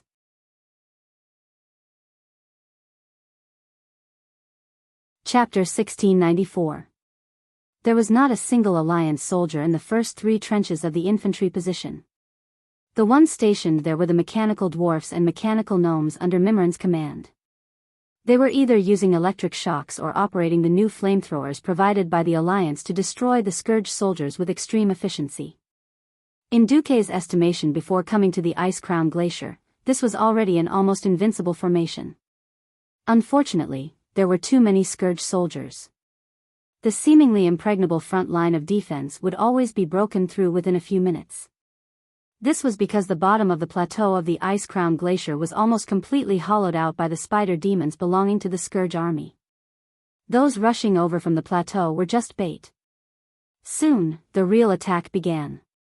Near the first line of defense, hundreds of huge pits that could fit a tank suddenly appeared. Middle-level Scourge soldiers rushed out like marching ants. At the same time, dark clouds quickly flew over from the opposite side. They looked like dense locusts, but in fact, they were gargoyles that were even more exaggerated than a swarm of locusts. Any attack would not be less than 10,000. Tens of thousands? Hundreds of thousands? The Alliance soldiers seemed to have an illusion that the Scourge army had pulled out all the corpses and skeletons that had died in Azeroth over the past tens of thousands of years to become soldiers. It was no wonder. After all, in their eyes, it was as if all they could see were skeleton soldiers with tattered armor and no flesh. The zombie tide seemed to connect the sky and the earth. No matter how many times they faced such a sea of zombies, they still felt their scalps go numb every time they saw it. Boom! The heavy artillery at the rear of the Alliance's position began to roar. As the model of the Alliance's shotgun, once the Type 3 shell, hit, a small area of the air would suddenly be cleared. Bang! Bang! Bang! When the most threatening group of gargoyles attacked, all the 40mm Bofors had no choice but to turn to the sky and fire. On the plateau to the east, the octuple bang cannons and Dongfeng anti-aircraft cannons that had long been prepared were the same. Countless gargoyles were hit by the cannons and were instantly torn into pieces, falling from the sky. However, this was meaningless. As long as the Lich King's magic power was not exhausted, there were as many gargoyles as he wanted. At first, the Alliance would still send griffins and hippogriffons to intercept them. There were too many casualties. The cruel exchange made every Alliance general's heart turn cold. The most disgusting thing was that if the griffins that died in the Ice-Crown Glacier were not treated with holy water in time, they would immediately turn into bone griffins and turn around to slaughter the Allied troops. The dragons of the Dragon Slumber Shrine could suppress the gargoyles, whose claws could hardly penetrate the scales and skin of the adult dragons. Dragons had the advantage of crushing their ranks. Unfortunately, there were too many gargoyles, and the giant dragons couldn't kill them all. Therefore, the Alliance's regular air force only lasted for 3 days before retreating. Replacing them were the Kiraj bug people that Duque had specially found on Kiraj. Although the twin emperors had temporarily knelt down, Duque's dominance over the Kiraji insect people had not fundamentally changed. Duque rarely used these insects, especially when Bao Bing played with the Sea of Insects. The biggest reason was that the Sea of Zergs didn't explode on a whim. The Insect Queen was ready-made. The price for the Insect Queen to ovulate and give birth to small insects was a large amount of meat. This meant that once Bao Bing went berserk, the entire area would be barren, all the animals would be killed, and all the corpses would be devoured. In the Eastern Kingdom mainland or Kalimdor, Duque didn't dare to play with the Sea of Insects. That was tantamount to suicide. In Northrend, Duque didn't have so many scruples. When surrounding the Scourge army in the Ice-Crown Glacier, Duque directly let the 2 Kiraj insect queens build nests in the Howling Fjord and the Grizzly Hills. After strictly forbidding the insects from attacking people with the Alliance and Horde emblems, the insect people ate happily. At the cost of the remaining Vrykul people in the area and the extinction of all the wild animals in the Grizzly Hills, Duque finally got a flying insect army of a total of 1 million. In the sky, the gargoyles that passed through the dense curtain wall of anti-aircraft artillery and the interception of the giant dragon army began to dive towards the Alliance's position. However, they were intercepted by the Kiraj flying insects that were as dense as a swarm of locusts. Often, the 2 air forces in the sky intersected like lightning, and the winner was already decided. The broken limbs of the losers fell to the front of the position like dumplings falling into a pot. This kind of battle damage that was measured in hundreds every minute was a spectacular sight to behold. For the Alliance soldiers on the mountain wall defense line, this was a great pressure. Because as the last air defense line, the Kiraj insect people, was broken through, they had to face a double attack from the sky and from the ground. Sometimes, when they were firing, a gargoyle suddenly swooped down from the sky and cut off their head. This was already considered a kind of luck. The most tragic time was when a recruit was hooked by the sharp claws of a gargoyle and was directly taken into the air with a hoarse scream. A group of gargoyles swarmed up and directly tore off his limbs. This was not the end. The gargoyle was probably under the command of a lich and was spreading fear in the Alliance's camp. It grabbed the wailing man and swung him around in the sky. No anti-air cannons were able to hit him. Until an elven ranger shot the unlucky guy to death. Even so, the the Scourge army still turned the poor guy into an immortal and then threw him back to the Alliance's position like a worm.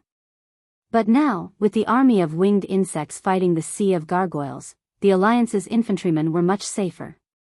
They carried out their duties and repeated the actions of loading mortar shells and aiming mechanically. They used cannons, flamethrowers, grenades, and everything else they could think of to stop the tide of the undead army. In the sky more than 10 kilometers behind them, the battleships began to fire. The 400mm cannons brought about a destructive explosion. The largest area of the Scourge army on the plateau was wiped out. The violent explosion even collapsed the tunnel dug by the spider demons. It seemed that the Alliance had found the location of the frontline commander of the Scourge army and used heavy artillery to clear the area, directly destroying the Lich.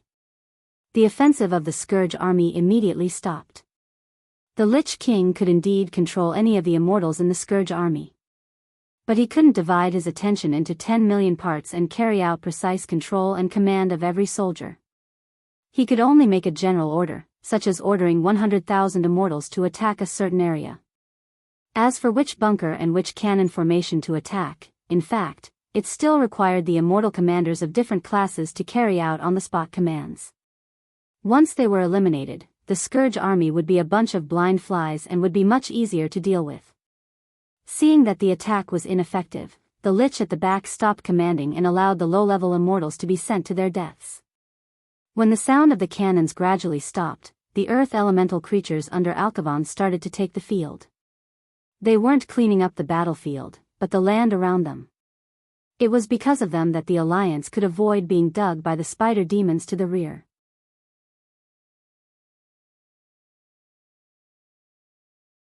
Chapter 1695. The battle reports from the past few days made the leaders of the Alliance feel gratified and fortunate. The Scourge troop was never a dish that could be easily eaten. On the contrary, the Scourge army that withdrew most of the undead to the Ice-Crown Glacier was quite terrifying. An army of hundreds of thousands of survivors was already a huge pressure on the logistics department. It would not be an exaggeration to say that they were under immense pressure. After all, almost all of their supplies came from the Eastern Kingdom. In terms of food, if it weren't for Rotterdam and Alterac that had become mass production areas again, Stormwind alone would definitely not be able to support such a terrifying amount of logistics. However, the Doomsday Army was simply cheating. The soldiers didn't need to eat, drink, defecate, or even sleep. Any ice cave or crack could be a hideout as long as there was a path for the undying soldiers to climb out. After killing the living, he cast a dark spell and immediately replenished the dead. Soldiers turned into soldiers, mages turned into liches, paladins turned into death knights. It was the same for puppets like the gargoyles. As long as they still had mana and a workshop, they would be able to kill 10,000 of them today and 10,000 more in a week. In the worst-case scenario, there would be more and more fights every minute. What about the allied forces? A warrior, even a human with the shortest lifespan, would need at least 16 years to produce a soldier. Not to mention the elves, dwarves, and gnomes with lower fertility rates and longer lifespans. Even after the Second Battle of the Door of Darkness, the races had encouraged reproduction, but they still had to grow up. Once upon a time, the Alliance was very confused about Duque secretly taking in the Kiraji insect people, and was even a little unhappy. After all, the Kiraj insect people affected the appearance of the city, and their level of civilization was quite low. When the flying insects of the Kiraji insect people replaced the griffins and hippogriffs as consumables in aerial battles, everyone had a completely different feeling. To some extent, the bugmen were the bane of the Scourge army. Their completely different physiological structure allowed the bugmen to basically ignore the plague of the Scourge army. At least, the plague that targeted the bugmen had yet to be developed. The bugmen were not picky with their food. As long as it was meat, it was fine. Duque tried to order the insects to eat the flesh of the abomination, but he found that the Kiraji insect people were completely fine. He really didn't know what kind of modifications Thun had done to them in the past to make them almost immune to poison. Then there was aerial combat. Aerial battles had always been cruel. Often, life and death would be decided in an instant in the sky, whether it was prepared or unprepared. Either the gargoyle was chopped into pieces, or the flying insect was killed and fell to the ground. When the bugmen fell to the ground, they would often be smashed into pieces. Even if the Scourge army wanted to resurrect, they would only be able to resurrect a pile of trash with no combat power. In the past, he didn't know that the Karaji insect people's hard but not flexible limbs would have miraculous effects. From the looks of it now, the bugmen were a bit like suicide bombers. If they could not kill the enemy, they would destroy them cleanly, leaving no way out for the enemy. For a long time to come, Duque still needed the bugmen to wear down the gargoyles. In the past, the Alliance had used their powerful air force to destroy the insect swarm, but it had been very difficult to destroy the gargoyle army. At the end of the day, the gargoyle's defense was higher, and a 40mm Bofors cannon couldn't kill it. However, once the Karaj bug men with low defense hit their bodies, they were basically dead. However, in aerial combat, 2 bug men would be able to kill 1 gargoyle at the risk of their lives. The bug men didn't even need money, and even if they all died, their morale wouldn't be affected. Even the bug race themselves didn't care. Phew. The bug men are really useful, but it's a bit harmful to the environment. Duque smiled bitterly. However, it wasn't the Alliance's territory, so who would care? Perhaps in the future, the Alliance and the Horde would be stationed here, but at least not now. The tragic war of attrition lasted from March to May. Regardless of whether Arthas admitted it or not, the Scourge army was still declining. Originally, there were millions of Undying attacking every day, but it became 1 attack every few days. Meanwhile, the Alliance fought steadily, advancing the trenches and artillery positions step by step. Everywhere they went, they would ask Alcavan to help solidify the ground. Even the spider demons couldn't sneak attack through the ground. No, in fact, there was one time when Arthas did gather a large number of spider demons and prepared to forcefully dig a huge tunnel to the rear of the Alliance to destroy the Alliance's supplies there. Unfortunately, this group of miserable spider demons encountered the Oros children that Duque had specially transferred from Silithus. These spider demons were nothing in front of the bigger bugs, who were even more formidable. This kind of stable battle strategy left Arthas at his wits' end. On the 3rd of May, Arthas' control was only left in the southwestern part of the Ice-Crown Glacier. There were only 3 important places left in the periphery: the Dark Cathedral, the Door of Fear, Kaelisa, and the evil castle of Maricaris. On the ice throne, Arthas looked down at the 2 powerful existences, one big and one small, who were emitting demigod energy waves. Finally, his cold voice came from under the black helmet. Do you have any opinions about the recent situation of the Scourge army? Let me fight with Duke Marcus again. As long as I can snatch back my Titan runes.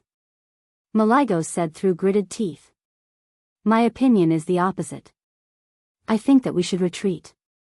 There's no point in defending the periphery, and we'll lose the elite liches and death knights of the army. Since the Alliance is going to attack the Ice-Crown Fortress no matter what, we might as well destroy the enemy's main force in the fortress, the Sun King said. In the past, given Arthas's pride, he would definitely not agree. This was because it would mean that he was backing down and admitting that he, who had many soldiers and generals, would lose the overall situation. However, he did not object on the spot. Arthas said coldly, "Convince me." At this moment, the palm print on the right side of Anastrian's face, which was emitting dark energy, trembled because of the movement of his cheekbones. It's already very difficult for us to exhaust the Alliance. Our troops lack the ability to break through, and we can't kill many of them. Not to mention replenishing our forces. Moreover, even if we kill Duke Marcus outside the Ice-Crown Fortress, he has a high chance of resurrection. However, in the Ice-Crown Fortress, even if he's a demigod, if he dies in front of the Ice Throne, his soul won't be able to return to planet Azeroth. When the Sun King said this, Arthas's eyes lit up. At this point in the war, there was no such thing as mercy. If the Alliance couldn't take down the Ice-Crown Fortress and eliminate Arthas, once they retreated, it wouldn't take more than a few years for the Scourge army to create an army of over 100 million immortals. There was no way the hundreds of thousands of people in the Allied army could stay in this barren land forever. Furthermore, apart from Duke and the dragon aspect, who else in the allied army would dare to guarantee that they would be able to defend against Arthas's assault?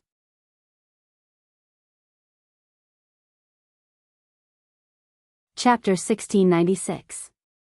Was face more important or substance more important? If it was possible, of course it would be face, but also practical benefits. Be it in history or in this life, Arthas was a pragmatist deep down. In the Stratholme incident in history, Arthas could hypocritically wait for the citizens to become undead before crying in the name of righteousness and purify the citizens of Stratholme. For the sake of the higher goal in his heart, he did not hesitate to tarnish his reputation when he was still the Prince of Lordaeron at that time. He ordered the massacre and dirted his hands. Arthas finally had to face reality when he couldn't do anything about it.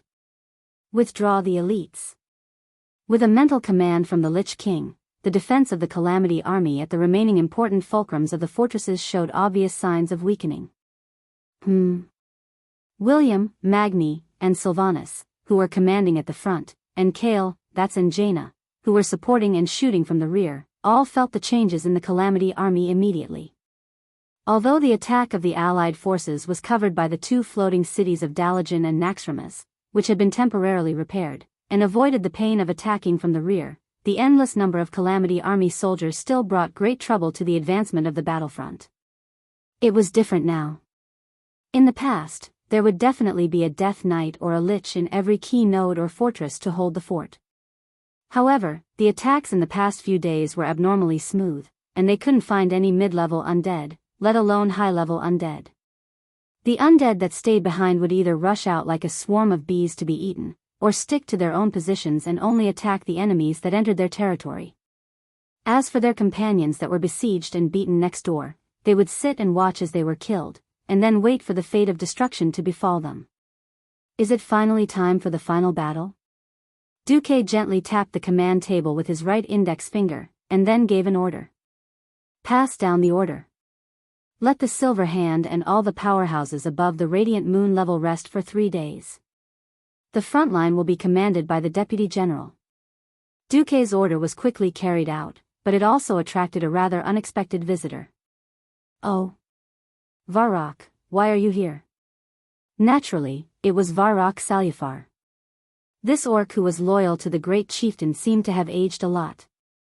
Not only did he show signs of a hunchback, but his hair and sideburns were also much whiter than a few days ago. His only son was dead. Even if his hair didn't turn white overnight, it was more or less the same. Duque sighed.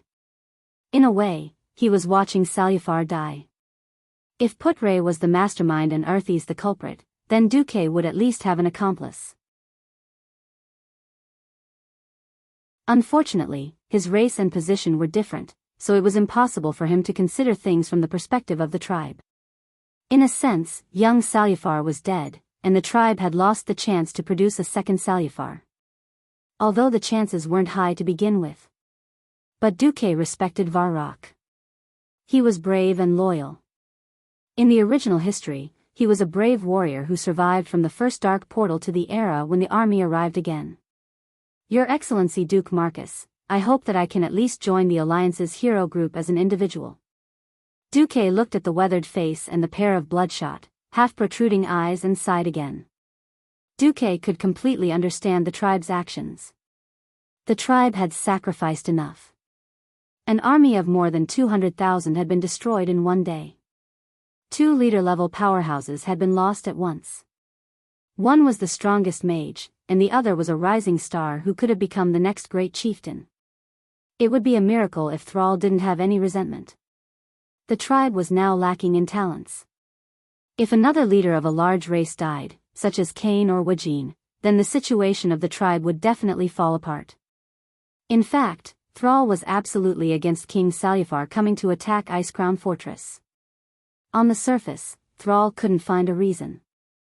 Varrock continued, Dranos is my only son. He is a good child, with the bravery and fearlessness of orcs, and a sense of the big picture that orcs often don't have. I once pinned all my hopes and future on him. Unfortunately, since fate has determined that the Salufar family will be cut off, I have to accept this fate. All of a sudden, Varrock's muscles tensed up, but in the end, not as a commander, not as a beast man, but as a father. Even if I can't save him, I must at least let him rest in peace. Father? This word deeply touched Duque's heart. He suddenly thought of the child in Aurelia and Sasha's womb. Yes. He had been a father for a long time. From the moment they were conceived. If he were in Varroc's shoes, he would probably go crazy too. All right, Varroc, I agree. This is the resonance of being a father. You agree? Varroc still seemed to be in disbelief. This was because the sudden addition of an outsider could have a huge impact on the teamwork of the team. As the commander of the orcs, of course he knew how dangerous it was to have a subordinate who could possibly go berserk in an elite team with extremely low tolerance for mistakes. Thank you, Duke Marcus. Varroc did not know what else to say. His expression was a little stiff, and in the end, he only scratched his head. Duque thought for a moment and chose to comfort Varroc, even though it made him feel like he was being hypocritical. Varroc. Death is not the end. Even the Alliance can tolerate Darien Mograine and his Ebon Blade Knights. If we can successfully defeat Arthas, I'm sure many Undying will be able to break free and join the fight against the Burning Legion. Oh, that too. Varroc suddenly thought that his son might have a chance to return to him, even as an Undying. His son was still his son, and the soul in that shell was still the soul that had accompanied him for more than 20 years. Varroc's mood suddenly improved. Yes. Hope had not completely disappeared. After thanking him profusely, Varroc retreated. But at this moment, Duque thought of a rather serious matter that could not be ignored. The original history had long been messed up by him, this ruthless butterfly. If there was a goddess of destiny, he would definitely be the bastard who raped her countless times. But here came the problem. In order to prevent the undead from rioting, Bolvar for Dragon, who was burned by the flames and tortured by the idiot, succeeded as the Lich King and became the third-generation leader of the Lich Kingdom after Arthas died. Now that Bolvar was alive and well, then. If there really was a Lich King, where would Duke find the noble and awesome soul to sit in the Lich King's position?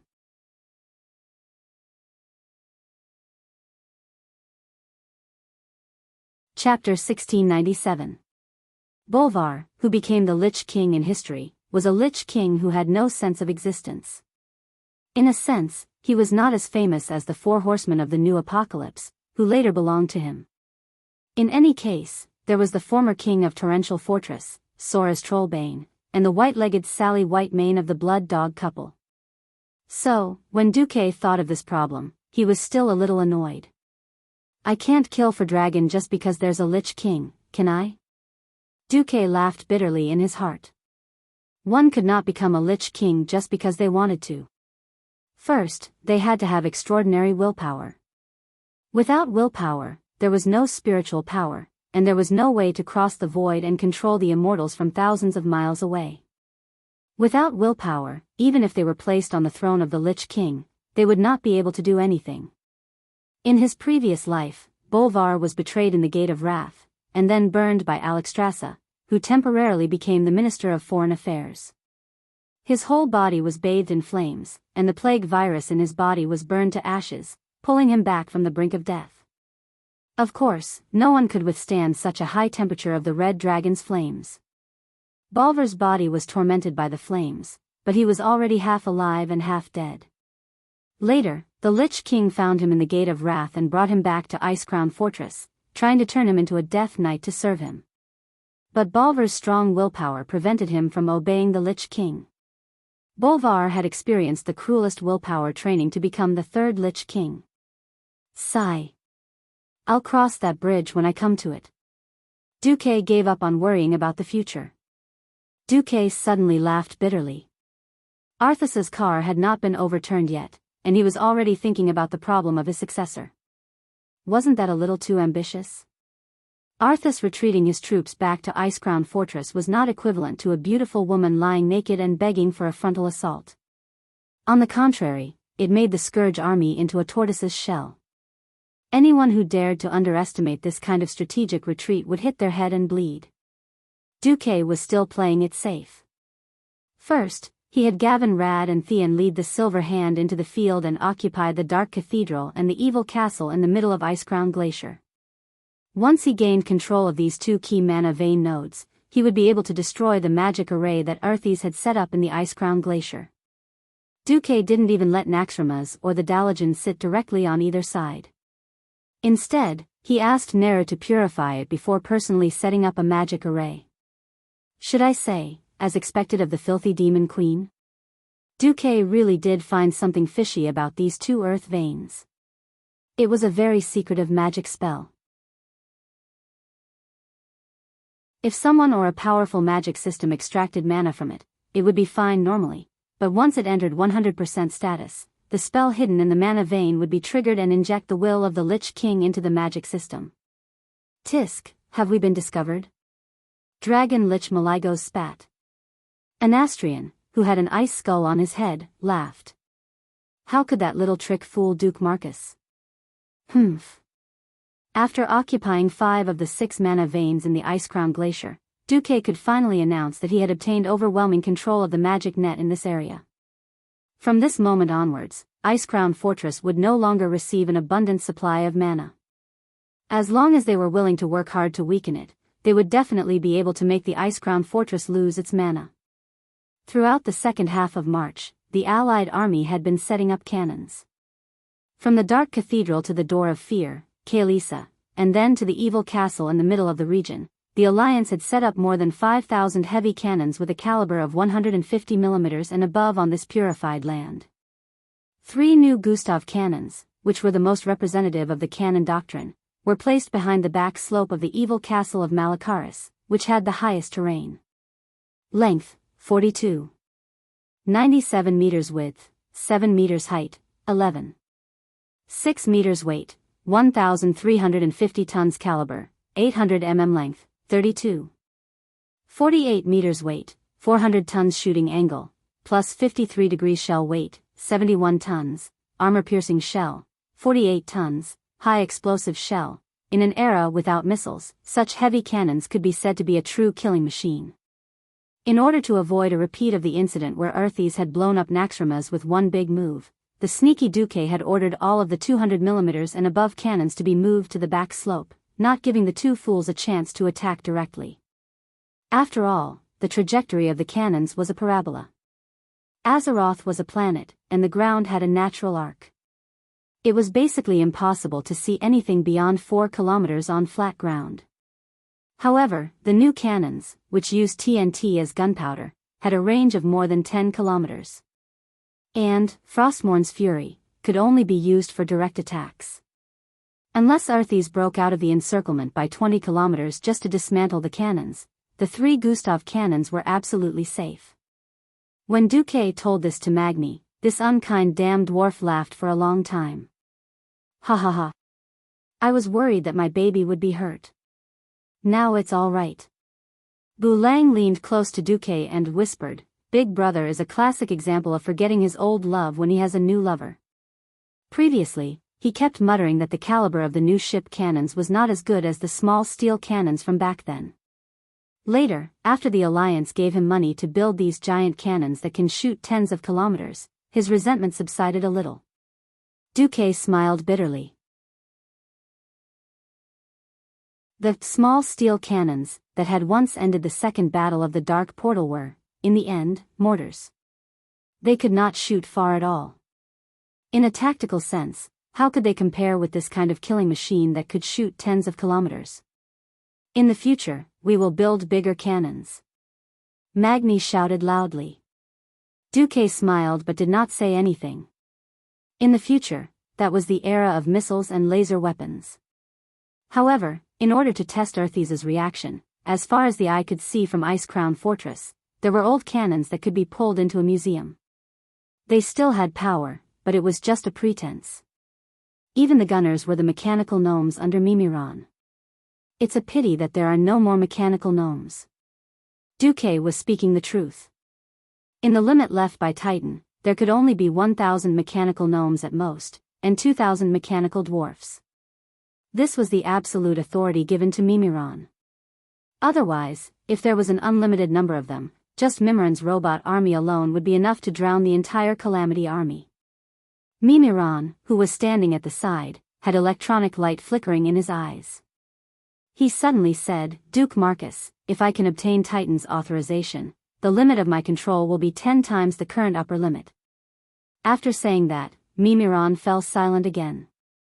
To be honest, Duque still did not know how to interact with Mimiron. There were many times when Duque could not find any common points with him. It was like chatting with a robot. He could not start a conversation. On the other hand, Mimiron was also quite supportive of the Alliance's battle. "Sai, can we only slowly interact after the war?"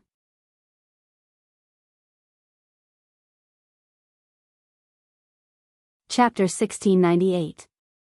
There had never been a large-scale battle that ended in a single battle. The more he led a large-scale battle, the more Duque felt moved by this saying. If he wanted to end the war quickly, he might end up like the gates of heaven's wrath in history, smashing his head against a fool who had the advantage of geography and manpower. Arthas herself was powerful enough. She also controlled the mana veins of the entire Ice-Crown Glacier. Second-rate fighters like Bolvar and young Salufar would be annihilated if they ran into her. After spending so much time to seize the geographical advantage and reduce the total number of soldiers of the Calamity army to an acceptable range, Duque finally began his attack on the Ice-Crown fortress. Even so, Duque still divided the allied army into echelons and sent them up one by one. The sky above the Ice-Crown fortress was always dark and gloomy, and the wind howled angrily. Ever since the explosion of the ancient Kalandor continent, this gloomy chill had persisted for tens of thousands of years. The wind cut like a knife. Even though it was already summer, the temperature in the Ice-Crown fortress was not higher than -20 degrees. The soldiers of the allied army put on thick cotton-padded jackets and gloves, wrapping themselves up like dumplings. Even their faces were covered with thick goggles and half-masks. Only the hot air coming out of their mouths and noses showed that they were alive. Whoosh. Whoosh, 1, 2. 5 dazzling blue pillars of light rose from different directions of the Ice-Crown Glacier. Those were the magic formations on the 5 mana veins of the City of Calamity, the Castle of Evil, and the Cathedral of Darkness. Each formation was overseen by a top-notch radiant moon mage, such as the great astromancer Solarian.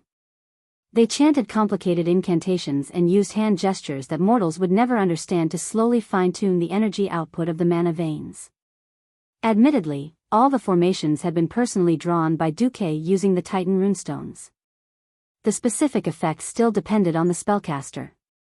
Raising his head, the Lich King's gaze pierced through space and landed on the magic pillars of light. He quietly watched as the pillars of light grew brighter and brighter, connecting the heavens and the earth, as if they could reach the other side of the universe.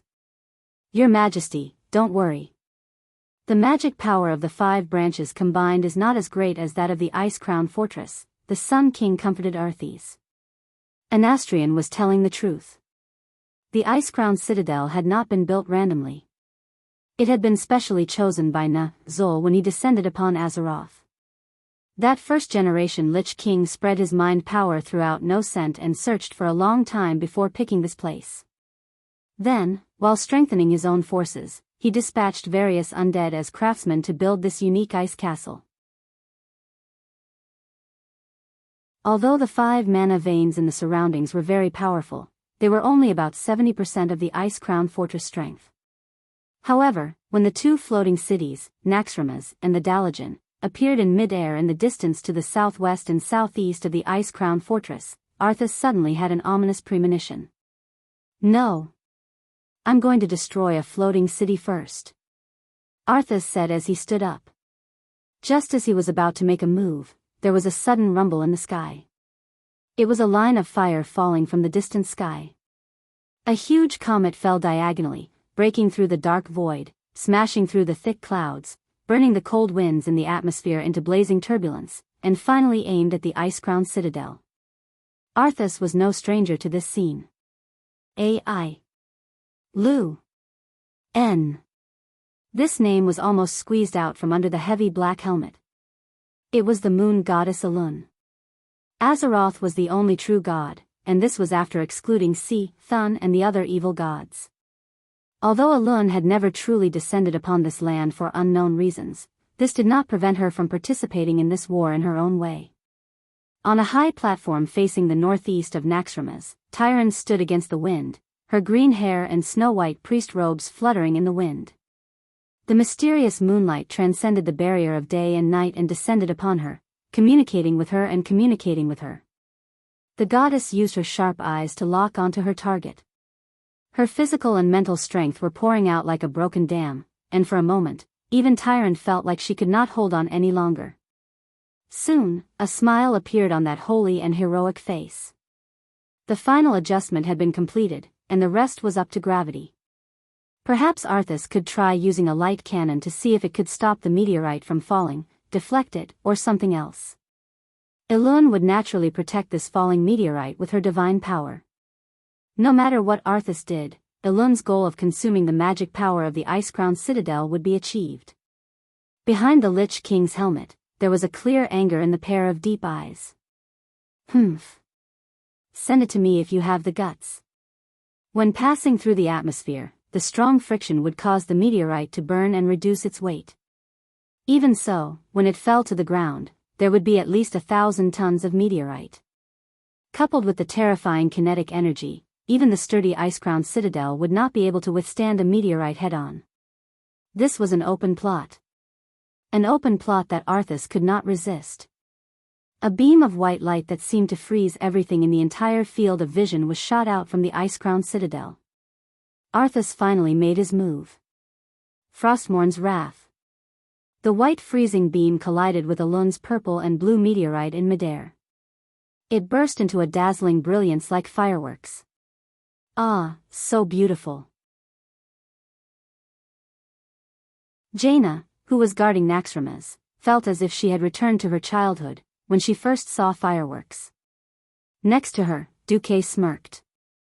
Wow. The Lich King is angry again. Damn it, let's see how many times you can be angry.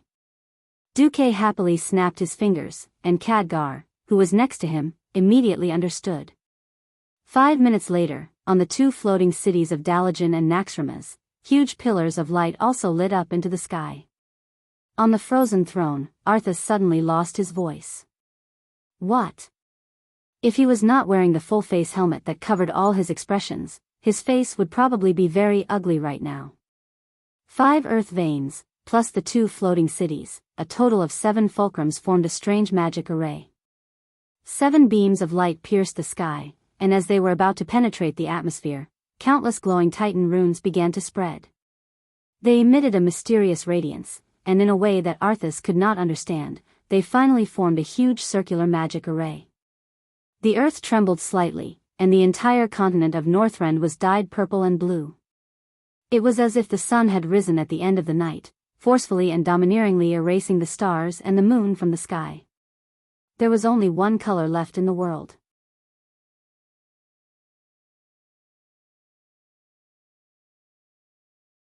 Chapter 1699. Countless soldiers of the Allied army witnessed this scene. Everyone's mouth was unconsciously half open as they sighed in astonishment. This was a grand scene that only existed in epics. Even though Duke's generosity had refreshed their knowledge time and time again, but every time, they would still be fiercely shocked. Duque. On the frozen throne, Arthas let out a voice filled with incomparable resentment. At this moment, how could he not know what Duque was planning? The combined energy of the 5 mana veins was indeed unable to reduce the overwhelming mana of the Ice Crown Fortress, but with the addition of the 2 floating cities, it was a different story. As the 2 most important mana nodes of the magic net, the Dalajan and Naxxramas were not only the mana hubs under Duque's control, but also the largest mana storage, and an important connection between the 4 major elemental realms. Arthas could never have imagined that Duque could actually connect these 2 unrelated mana nodes with the mana veins to form a huge magic array, which in turn surpassed the transcendent status of the Ice Crown Fortress. In the sky, the huge Titan runic magic array emitted a dazzling brilliance. Finally, All the mana condensed into a pillar of light that would take about 10 people to wrap their arms around, and fiercely fell from the sky, pressing down on the ice-crowned fortress. The moment before the pillar of light hit the ice-crowned fortress, Arthas refused to let his efforts go to waste, because this fortress at the top of the snowy mountain was the symbol of his control over this land of ice and snow, and even the future of the entire land. On the dark black castle, there was an uncomfortable pale light, and an even thicker white pillar of light rose against the sky, colliding with the purple and blue pillar of light falling from the sky. At first, the white light strongly counterattacked, once raising the position of the collision to 2 kilometers above the castle. But as the magic array continued to descend more abundant and purer mana, the white light was once again suppressed. Finally, 2 terrifying pillars of light, one purple and one white, condensed about 500 meters above the fortress, forming a state of mutual exhaustion. Squeak! It was hard to describe this sound with words, but it could only be said that it was more like the sound of electricity. In the command room of Naxxramas, Duque was expressionless. He had already handed over the maintenance of the magic array to a few of his subordinates. He believed that Khadgar, Jaina, and Kale, these veteran powerhouses, would not disappoint him.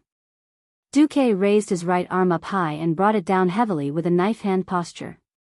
Fire. In the command room, in close to 100 large and small images, each cannon let out its own unique roar. The continuous explosions of the cannons condensed into a ball in the air. It sounded like the entire frozen mountain range had suddenly collapsed. The terrifying feeling of the entire mountain shaking left all the Alliance soldiers dumbfounded. Even though they were wearing earplugs, the rumbling sounds that they associated with the scene still made every gunner feel like they were temporarily deafened. That ear-piercing buzzing sound made his brain feel like it was splitting apart. In front of the ice throne, the dragon Lich Malygos glanced at his master and snorted coldly. Roar! On the outer wall of the ice-crowned fortress, every relief, every terrifying sculpture, came to life. They turned into gargoyles powered by dark magic, or obsidian statue guardians. They flapped their heavy wings, and under the drive of magic, they rode the wind elements beneath them and quickly flew into the air. With their stone bodies that had nothing to do with life, they welcomed the torrential rain of cannonballs. Rumble, a series of explosions, one after another, formed a huge chain of explosions, connecting from the leftmost end of the Alliance soldiers' field of vision to the rightmost end. If they didn't turn their necks, no one could see the entire scene. Keep shooting. Don't stop. Keep shooting. Don't be afraid even if your chamber explodes. Bulang Bronzebeard ordered fiercely. Malygos quickly discovered that this kind of meat shield tactic could not last long. The gargoyles could still take the cannonballs with a caliber of less than 200 mm and perish together with them. The cannonballs above 200 mm tended to have a faster initial velocity, and with too many cannonballs, it became more and more chaotic to deal with. Moreover, the Alliance's cannonballs were pouring down like they were free, and the number of gargoyles that could be mobilized was decreasing. Bang, bang, bang. More and more cannonballs began to explode on the magic shield of the ice-crowned fortress. The so-called magic shield was never an absolute defense. It was nothing more than using energy to offset the external impact and energy. When there was too much external energy, or the impact per unit area was too strong, the shield would break. Everyone could see that if this continued, the ice-crowned fortress would not last long and would be hit directly by the cannonballs. Your Majesty, please make a decision. Anastrian lowered his ice skull and bowed deeply. No. I'm not willing. Arthas's ferocious roar contained too much unwillingness. Your Majesty, please make a decision. Anastrian emphasized again. Fine. I'll listen to you this time. I'll definitely make Duke Marcus and his damn alliance pay the price of destruction. I'll make them all crawl in front of me like dogs. Arthas was practically roaring these words. Outside, Bulang was absolutely confident that if Arthas did not do anything, the entire ice-crowned fortress would be drowned by modern cannons. The Gustav, with an 800 mm caliber, could definitely cut this ugly fortress into half. Seeing that the magic shield of the ice-crowned fortress was showing signs of collapsing, the huge fortress suddenly fell into a trance. As if separated by a layer of hazy mist, the entire fortress looked illusory. Boom, boom, boom. The cannons that had never stopped continued to pour cannonballs. Something strange happened. The moment the huge cannonballs touched the mist, they suddenly slowed down. The cannonballs that could only be seen with the naked eye all slowed down as if they had fallen into an extremely viscous paste. Their speed became slower and slower. Finally, in front of an unknown mysterious force, they were crushed and exploded. Even if they exploded, the range of the explosion was very small. At most, the flames and shrapnel of the explosion could only reach a meter away.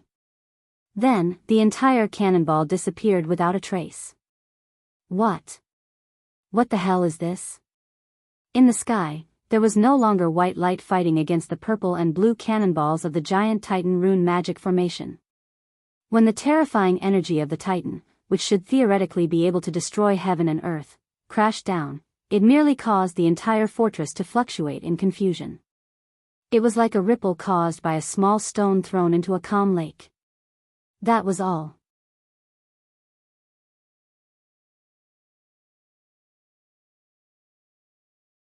Chapter 1700. In the command center of the Naxxrama's alliance, every leader, including Duque, stood up. They could not hide the shock on their faces. What the hell was this? Cannonballs could not penetrate, and even the Titan's energy could not affect it? Why don't you just fly in the sky? Suddenly, the door to the command center opened. Tyrande was still in the position of pushing the door open. Duque could see that there was something wrong with Tyrande's eyes. Her pupils had also turned white. It was not the white of the scara, but a strange kind of white that could be distinguished from the scara of her eyes. That psychedelic glow made Duque think of a possibility. Duke Marcus, Arthas is going all out. That is, the Lich King's domain. As soon as this Tyrande spoke, Duque knew who she was. Elun? Yes, the situation is a bit urgent. I attached a little of my will to my high priest. Sorry, Elun said. Duque narrowed his eyes. He realized that there was something that Elun did not want to talk about through divine descent like before. He asked tentatively, domain? Of course, Duque knew what a domain was. He was just not sure if the domain he knew was the same as the one in front of him. Look at the sky, Tyrande, who was possessed by Elun, said loudly. Everyone looked at the open skylight. There was still a dark cloud above their heads. Nothing. Wait. This evil aura was getting thicker and thicker. Elun smiled bitterly. Finally found out? I just found out. It seems that we have all underestimated Arthas. In fact, he is opening the largest canopy of the undead in history. From the day you set foot on this continent to prepare for the punitive expedition against him, he has been carrying out this step. Wait, if it is the canopy of the undead. Duque was confused. He is hiding very well, pretending to be defeated. In fact, while you are consuming the Scourge's troops, you are also helping him spread the aura of the undead into the sky.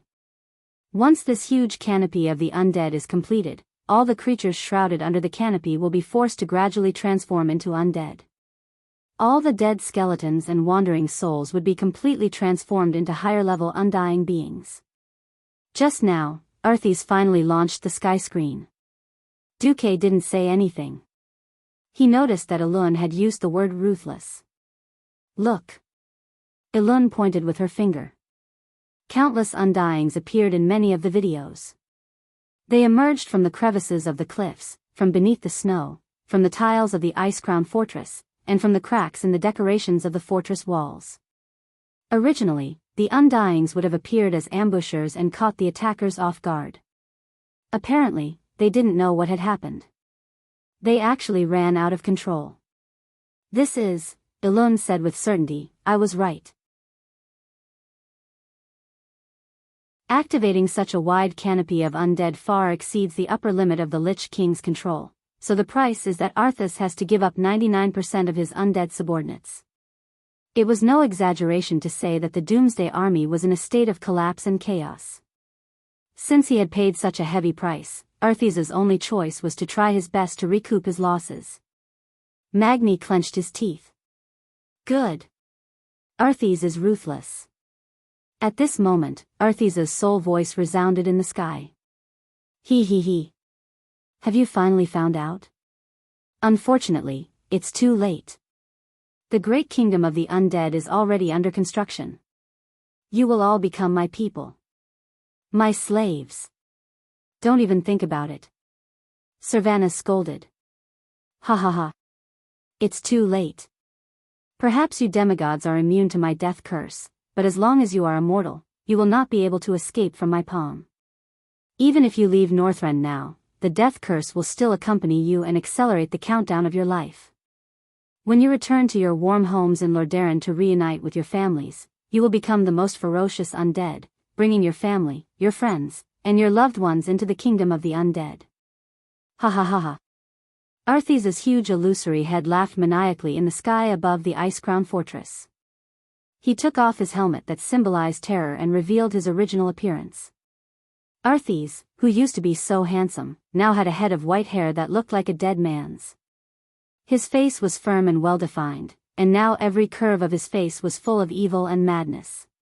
His cheeks trembled, and the stubble on his chin looked like the hand of a devil. No. It's not too late. Tyrande, who was possessed by Elun, pointed at the ice-crowned fortress. As long as I defeat you before this canopy of undead is completed, everything will end. Hearing Elun's shout, Arthes stopped his maniacal laughter. He suddenly said, Yes. Come in. Come into my stage of righteousness and evil. Only the performers who stood on this stage could truly hurt the other party.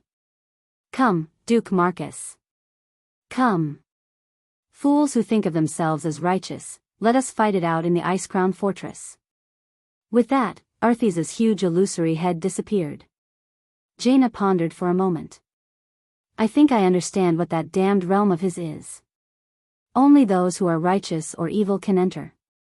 Those who are not on the stage cannot interfere with those on the stage. That's about it. Damn it, the Alliance's greatest advantage in long-range attacks has been nullified. Everyone was a little annoyed. They had originally wanted to fire their cannons and bombard the Alliance. But now, it didn't seem like it would work. Hoo-hoo. Ha-ha. Ha-ha-ha. Duque chuckled at first, then turned into laughter. Elun, you possess Tyrande because you have started to suppress the expansion of the canopy of undead in the air, right? Yes, that's right. I'll leave the sky to you. Elun reminded, all right. However, the magic formation formed by the 7 nodes must be preserved. Otherwise, Arthes can switch back at any time and replenish his mana through the magical veins under the ice-crowned fortress. Then, Jaina and Kale, that's, the 7 of you stay here. Understood. Understood. Duke turned his head, his fierce gaze sweeping across every leader's face. Everyone, what the Allied army is going to do has never changed from the beginning. Since Arthes desires destruction, we will grant him destruction. Alliance heroes. Attack! Oh, in the command center, every Alliance leader raised their fists high. Thousands of Alliance professionals formed an assault team around the ice-crowned fortress. They rushed in from all directions and launched a fierce attack on the wandering undead. At the same time, Duque led the experts of the Alliance to the Avenue of Death in front of the ice-crowned fortress.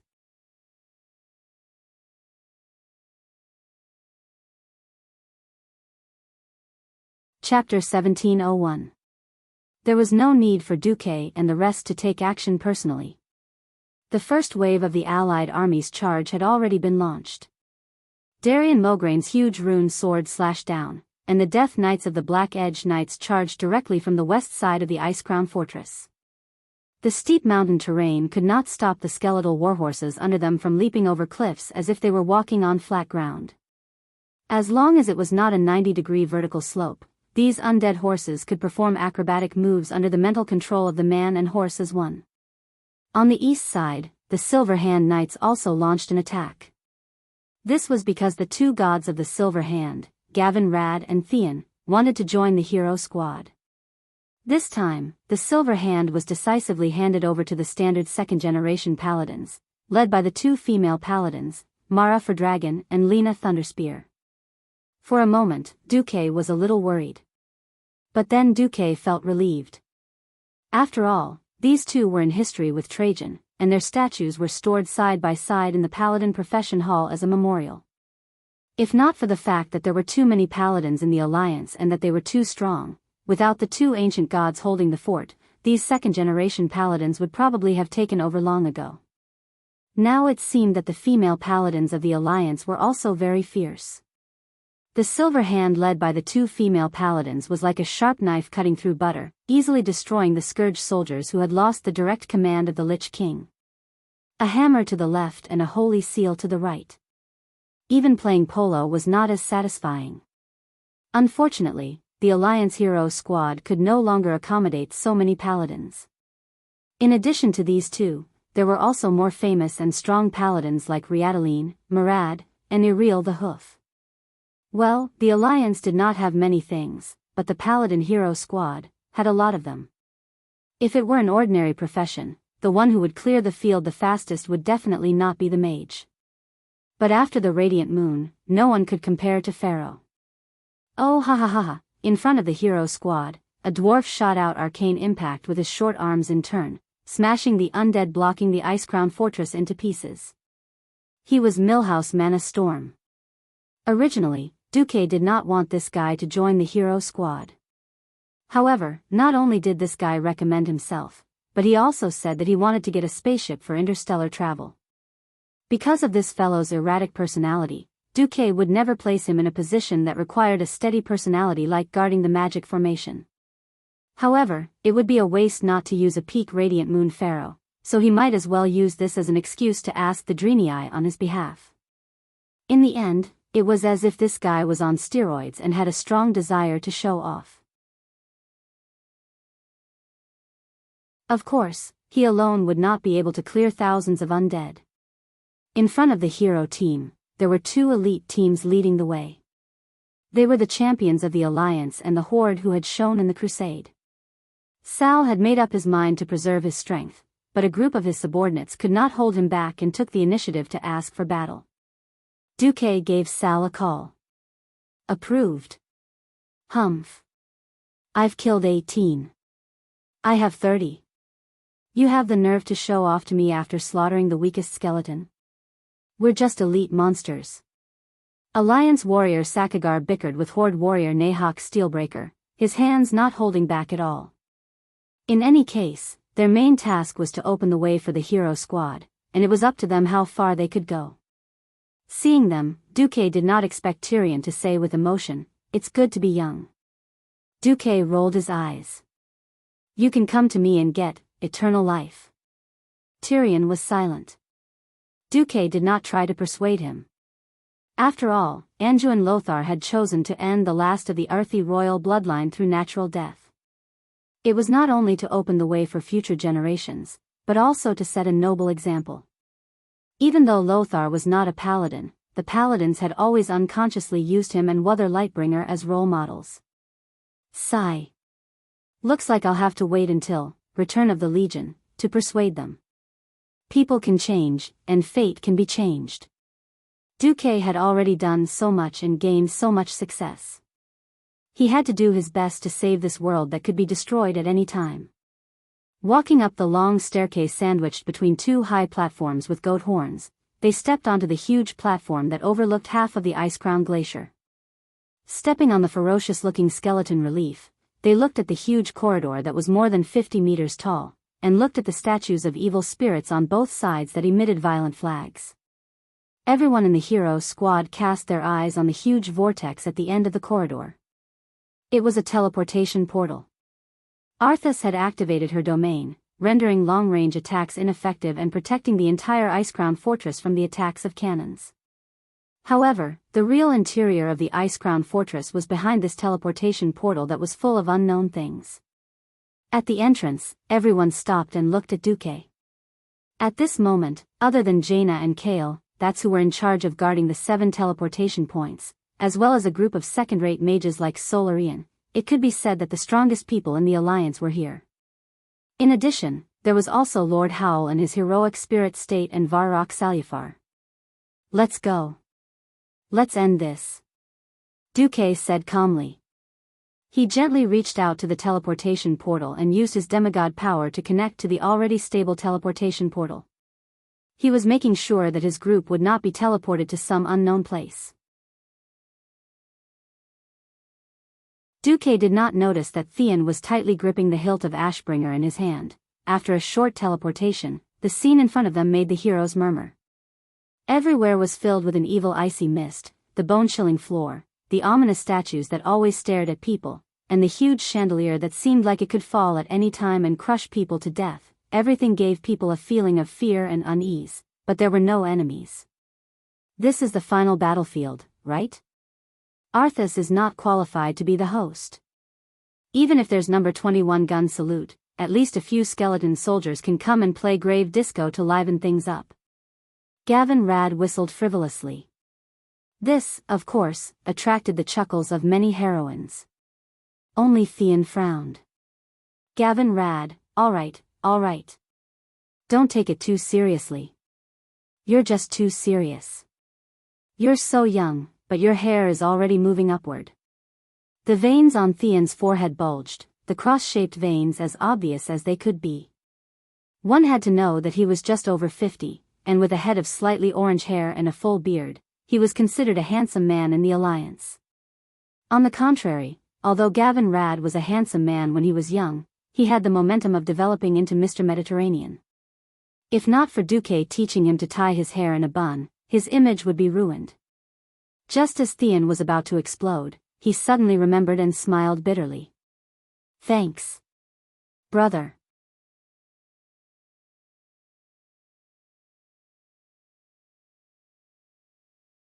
Chapter 1702. Those who were not directly involved would never understand the friendship between the 5 silver saints that people spoke of. This relationship had spanned a quarter of a century and had never faded, let alone been forgotten. As staunch believers of the Holy Light, they had wondered if they would die before they could fight the orcs and be destroyed by the high concentration of the Holy Light. After all, at that time, the Holy Knight was only a profession that existed in the theories of Archbishop Alonso's Fail. Azeroth had been recorded for 2,800 years. Was it that easy to be the first in recorded human history? Absolutely not. On the night before the change, although they had absolute trust in Alonso's, they still followed their teacher's instructions and left a will. For the next 14 years, they fought on all fronts.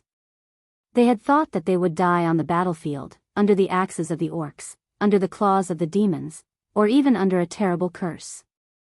But none of them had thought that they would die in the hands of their own disciple. Gavin Rad and Theon, the brothers around them, knew better than them how much Uther had invested in Arthas. The most painstaking teaching, the most magnificent teaching assistants, and the most perfect training lineup. What Uther wanted to teach was the perfect next generation of holy knights that combined all the strengths of the 5 of them. Unfortunately, with the success of Zol's plot, not only did everything come to nothing, even their most respected brother, Uther, was killed. Did they hate Arthas? The answer was absolutely yes. This was definitely not pure hatred. Because pure hatred would only make the Holy Light covered in dust. This would make them completely deviate from the path of the Holy Light. The 4 of them were more eager than anyone else to end things with Arthas, the Lich King. Even after the disappearance of Sidon and Turalian, Theon and Gavin Rad firmly believed that if they were still alive, they would definitely continue to have the same feelings. In the face of the impending danger of Azeroth again and again, they were willing to obey orders to deal with the enemies in front of them first. This did not mean that they had forgotten about Uther and Arthas, who was still at large. The Holy Knight was not a profession that used the Holy Light to encompass everything. In addition to holy and protection, the Holy Knight also had the most important punishment. There was also a key skill called reckoning. Yes. Today. Here and now. This was the day of reckoning for the 4 silver saints. Two stalwart figures walked in front of the group, one on the left and one on the right. One of them was carrying the door-like Ashbringer, and the other was carrying the harpoon-like Windchaser sword.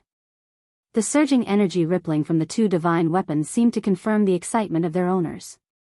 Looking at them, Duque pursed his lips. Duque knew that he was not the star of the show today. There were no enemies in the cold and deep corridors and palaces. Perhaps, even Arthas knew that it was impossible for the Calamity soldiers to overwhelm this hero team with numbers. This was because Duque was one of the experts who had entered the Ice Crown Fortress. Along the way, Duque constantly relied on the system elf to analyze everything in this domain. He was surprised to find that Arthas didn't restrict his access to the elements, and even allowed him to extend the weave into Ice Crown Castle. This made Duque deeply suspicious. What was Arthas up to? It was only after reaching the 5th floor that there were changes. Very abruptly, the scene in front of every hero's eyes was cut apart. More than 10 black lines cut everything in their field of vision into pieces. This wasn't an illusion. Space was really being cut apart. Protect yourselves. Duque shouted sternly. This shout was actually just instinctive. The moment space was cut apart, it was already destined that the sound transmitted through the air would not reach the ears of the hero team. Duque waved, Atish, and immediately discovered that a strong suction force was sucking him to a huge square. Originally, Duque didn't want to follow the other party's wishes. When he sensed the other party's aura, Duque changed his mind. In the darkness, a square entered Duque's vision at high speed. The ground was covered with patterns of skulls, the dark green carvings, the surrounding towering pillars, and the layers of concentric patterns that looked like chrysanthemums in the middle of the square made Duque immediately realize where he was. Wow! That's interesting. He's actually welcoming me in the territory of his dead wife. This was indeed a part of the Ice Crown Fortress. It turned out that here, the players would face Maligo's wife, Sindagosa, who had turned into an ice dragon. Unexpectedly, after Sindagosa was beaten to a pulp, the one guarding this place would be Maligos, who only had half a body left. Yo, Maligos. You want to deal with me alone? You think too highly of yourself, don't you? Get Arthas out here. Duque had a smile on his lips, his expression full of mockery. Maligos opened his mouth, which was basically only left with bones. The dragon's mouth, which was barely attached to dry lips and muscles, let out a furious roar of the soul. Despicable thief. I still have a score to settle with you. Don't worry, you won't have the chance to meet the great Lich King. Faced with Maligo's anger, Duque didn't care. He scratched his head. If you can come at me together, why do you have to die one by one? You're courting death again. Maligos didn't fully understand what he said. But Duque's contempt was real. Ku, the terrifying dragon's roar shook the entire palace.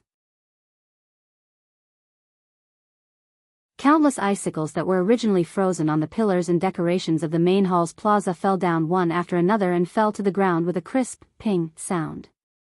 It wasn't just Duque. Almost the entire team of heroes had been torn apart by the spatial trap just now. When he fell from the sky, what appeared in front of him was a huge monster that could tentatively be called humanoid, 6 stories tall. It stood on 2 legs, with only 2 toes on one leg and 4 on the other. The left claw had 3 withered bones, and the right had 4 palms still wrapped in rotten flesh. Its left shoulder was a huge mouth. Wrapped in fangs, there was something that looked like a scapula. On the huge right arm, there were 2 crooked arms. Its facial features were also very random. One eye was at the back of its head, one was below the crooked left corner of its mouth, and several more eyes were on its belly, arms, back, and other places. Obviously, this was another disgusting monster stitched with forbidden black magic. If Duque were here, he would definitely recognize this as one of the bosses of Ice Crown Fortress, Rotten Intestines. On the other side, Gavin Rad was equally dumbfounded. F***CK. I'm about to throw up the bread I ate last night. Unfortunately, he encountered Rotten Intestines' brother, Rotten Noodles.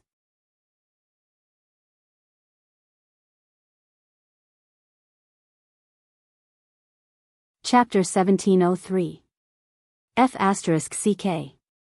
I'm about to throw up the bread I ate last night. Unfortunately, he met Rotten Intestine's brother, Rotten Noodles. In addition, William encountered the undead creature, Lord Malorger, which had 4 skulls. Magni against Lady Fallen Whisperer. Elucia and Curia to Professor Putterside. The highlight was when the 3 demigods fell in front of the frozen throne. Onyxia, Vashj, and Sylvanas, the 3 demigods could be said to be the strongest in the alliance apart from Duque. Oh. What a good plan. So the Lich King only knows how to bully women? The human form Onyxia swung her long black hair with her right hand and put on a charming expression. On the frozen throne, Arthas did not move at all. After taking off his helmet, his pale face showed a rare look of ridicule. Hee hee. The great Azeroth guardian dragon actually has the cheek to say that you're a woman? Sure, I'll open a portal for you. You can leave Ice Crown Fortress by yourself. After saying that, Arthas actually opened a portal surrounded by a frosty aura. The top of the portal reflected the scenery outside. As long as Onyxia stepped out of the portal, she would be able to return to the Alliance's camp near the Castle of Evil. The problem was, would the Black Dragon Princess dare to do so? She had finally made a name for herself under Duque and developed from a pitiful mount to a harem. If she dared to escape on her own, Duque would peel off her dragon skin and beat it like a drum. Glancing at the side, she saw the silent Sylvanas and Vashj, who was quietly watching her performance in a maid's uniform. Vashj aside, Sylvanas would never abandon Arthas, his opponent, and leave. If Duque was here, there would still be Duque to suppress Sylvanas. The main point was that Duque wasn't here. 15 years after the Door of Darkness, the calamity of the Eversong Forest, the destruction of the old Silvery Moon City, and the deaths of millions of his compatriots. Although the betrayal of the Sun King played a part, ultimately, it was still because the Calamity army led by the culprit, Arthas, was too strong. Now, Zul, the mastermind, and Arthas, the culprit, had merged into one. Sylvanas, who was determined to take revenge and had even changed her race's name to Blood Elf, would never let go of such an opportunity. Looking at the lightning snakes that were constantly jumping around her body, it was obvious that she was ready to fight. Onyxia did not know how strong Arthas was, but looking at his, Frostmourn's fury, she knew that she would definitely not be able to defeat Arthas. She didn't think that any of the 3 of them could stop the Lich King. She only knew that if she really ran, Sylvanas might be dead. How could Duque spare her then? The hesitation only lasted for a moment. In the next moment, she caressed her face and teased, "Io, so annoying. Such a small portal, you want to send away, who?" When she said the last 2 words, not only did Onyxia's voice become stern, she also transformed into her original form, the fearsome Black Dragon Princess. "Sister Sylvanas, if you don't mind, how about we fight the enemy together? Ignore the one in the maid uniform." Okay. In the next second, Sylvanas turned into a stream of light and disappeared on the spot. When she reappeared, she was already standing on the back of Onyxia's neck. If there was a fatal weakness for a dragon, it would be here. There would not be any other place.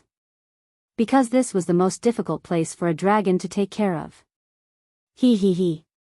Vashj laughed faintly, and at the same time, she also turned into a 6-armed Naga.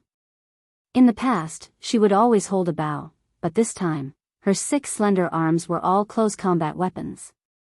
Nagas were not only sharp archers and mages, but also the sharpest close combat experts at the same time. Arthas was probably smiling, but the smile on her face was getting more and more radiant. Yet, for some reason, it gave off the feeling that it was a fake smile that didn't reach the eyes. He did not put on his helmet and just stood up, holding Frostmourne, and walked down his ice throne step by step. At the same time, the most shrill alarm suddenly sounded in Naxxramas. Not good.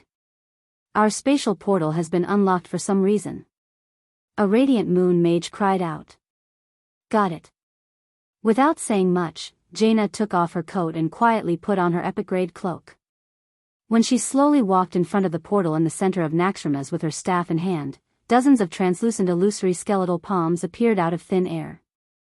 After an ear-piercing sound that was almost like scraping glass, the last barrier in front of the portal was completely destroyed. An incomparably dark door opened, and a great lich with a head that was completely different from its body stepped out of the portal. Oh. Jaina proud more. How disappointing. So the Alliance left you here to die? The one who came was the former Sun King, Anastrian. Jaina's expression was incomparably calm. She had a look of understanding on her face. Anastrian, do you really think we didn't expect you to attack Naxxramas? As Jaina's voice fell, the portal behind the Sun King suddenly made a crisp, crack sound. 1/10 of a second later, the portal he opened was crushed by an illusory red dragon claw that suddenly appeared. Less than 3 meters behind him, the humanoid red dragon sister appeared with her hands on her waist, standing there lazily. The name of the Dragon King was the best interpretation of strength. The Red Dragon Queen teased, "Oh, Arthas didn't miscalculate the comparison of strength, did he? He actually dared to send you out?" It wasn't just Alexstrasza. Not far to the right of the Sun King, a portal formed by the swinging of fire elements opened, and a figure familiar to the Sun King stepped in. "Ha! Isn't this the son who betrayed me?" If the Sun King still had muscles on his face, this would be an extremely sarcastic and mocking smile.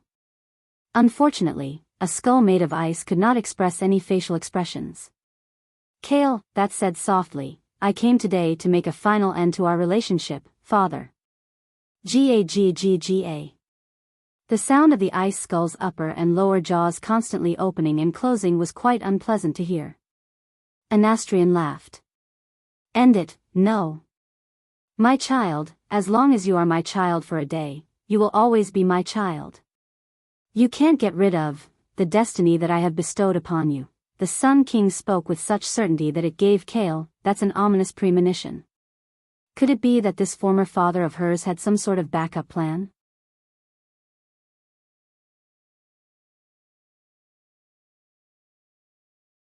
Chapter 1704.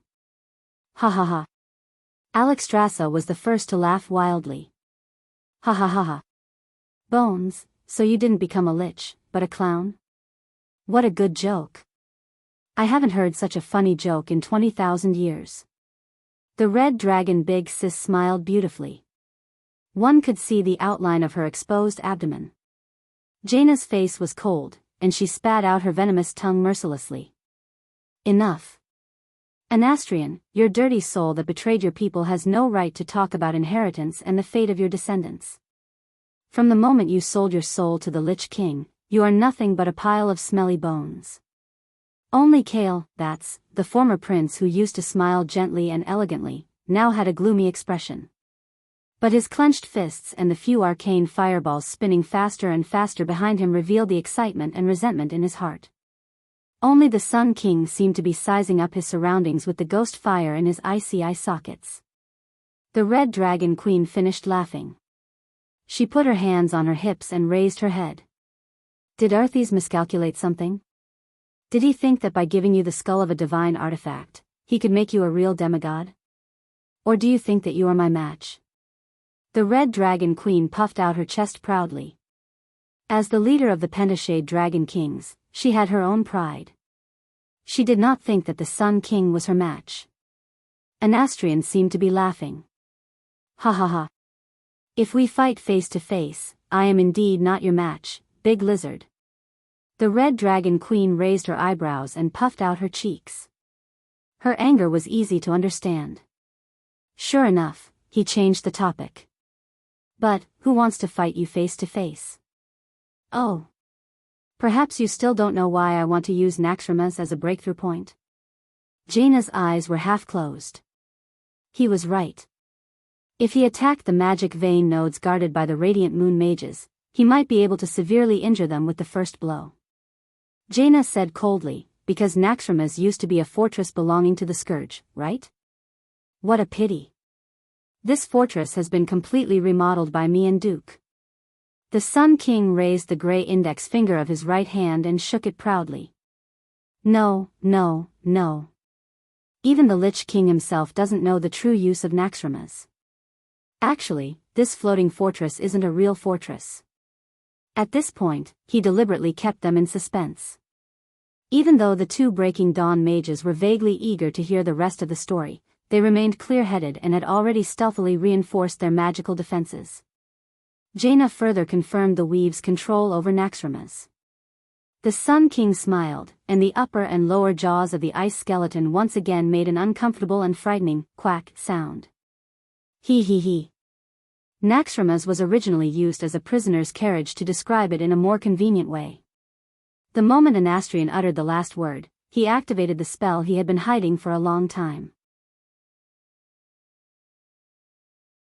Without giving Alexstrasza any time to react, countless rays of light suddenly shot out from the void and crossed the space, forming dazzling chains that directly locked onto her robust body. Ah! This is... The Red Dragon Queen let out a rare cry of surprise. No longer caring that this was a rather narrow teleportation hall for her, she brazenly activated the ultimate transformation spell. Who knew, almost at the same time that her limbs and neck thickened, the chains actually became thicker and larger at the same time. They tightly bound her body, and a purer Titan energy burst forth. Ah! Not good. This. Quick, stop him. From the left and right, the blazing fire element and the bone-chilling frost element combined to form the most powerful, frost-fire arrow, which poured fiercely onto the Sun King's body. For Jaina and Kale, this was the safest way to fight. The original Sun King must have specialized in the fire element. When the two of them saw the ice skeleton that imprisoned Zul, they couldn't be sure. After all, the Lich King's signature element was frost. Since they could not be sure, they simply used the frost-fire arrow. That was because this mystical spell would cause the most damage based on which element the opponent had the weakest resistance to. In order to deal with today's battle, the two had spent a long time practicing. But it did not seem to be effective. He. The Sun King let out a hair-raising sound like an owl. The extremely exaggerated ice shield on his body, with at least 30 layers, firmly resisted the joint casting of the two. At the same time, he continued to drag the Red Dragon Queen into this mysterious prison. Jaina and Kale, faces were as white as a sheet. They had miscalculated. Just as no one said it, no one would know that Otter's true purpose was to imprison the ancient gods, and the rest were secondary purposes. Used to seeing Naxxramas flying around as a flying fortress, who would know that this thing was originally used by the Titans to imprison dangerous species or local gods on a certain planet and transport them back to the Pantheon for research? Jaina gritted her teeth and suddenly shouted, "Torim!" A huge figure appeared almost in response. He punched through the wall of Naxxramas' teleportation hall, and his huge body, so huge that it was difficult for mortals to look up, squeezed into the teleportation hall. Torim, whose eyes were bursting with Titan energy and lightning, hammered down, and an explosive ball of lightning exploded where the Sun King stood. Unfortunately, he seemed to have activated Flash at the last moment and dodged it. Torim's rumbling voice echoed throughout the teleportation hall. "I didn't expect you to find such a loophole. Damn you, Maligos." Needless to say, to know such a top secret, it was definitely not the Sun King, who only had a lifespan of thousands of years. Only Maligos, who was also a guardian, would keep such a secret. Jaina's hands were not hesitant, and a series of spells followed. "Sun King, do you have the ability to lock all the guardians in the prison?" The Sun King could not help but feel a little bitter at this time. How is this possible? As the strongest dragon aspect, Alexstrasza's strength was definitely the top among the guardians. Unless it was the demon soul that had her own soul back then, how could she be suppressed so easily? One dragon aspect was enough to give the Sun King a headache. However, the Sun King actually had a backup plan. But since I have inherited Zul's ice skeleton, it also means that I have inherited his huge mental power.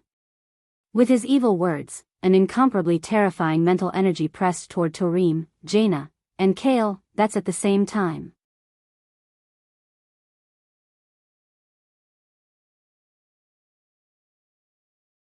Chapter 1705. Ugh. Even though Duque had already reminded them to prepare protection in this area, Jaina and Kale, that still felt overwhelmed. They both knew that this was under the premise that the Sun King did not use them as the main target. Tarim, who was on the other side, was in the most pain. His huge body knelt down on both knees, his hands clutching his temples hard, and his mouth made indistinct sounds. Although most of the guards near the teleportation hall of the fortress had been secretly invited away, there were still some paladins here in order to avoid being discovered by the enemy that might invade. At this moment, all existences below the hero level let out painful howls. Jaina's forehead was full of cold sweat. She had to admit that she had miscalculated. Alexstrasza's mistake in being trapped was the biggest miscalculation. This meant that the strongest combat power on the Allied forces' side had been directly sealed, even if it was very likely to be temporary. Khadgar. Khadgar, do you hear me? Can you do anything? Jaina urgently called for help through the magic net. I have no choice. Perhaps no one in the Alliance is good at resisting mental attacks. But I know of one existence. Go. Jaina shouted in the sea of consciousness.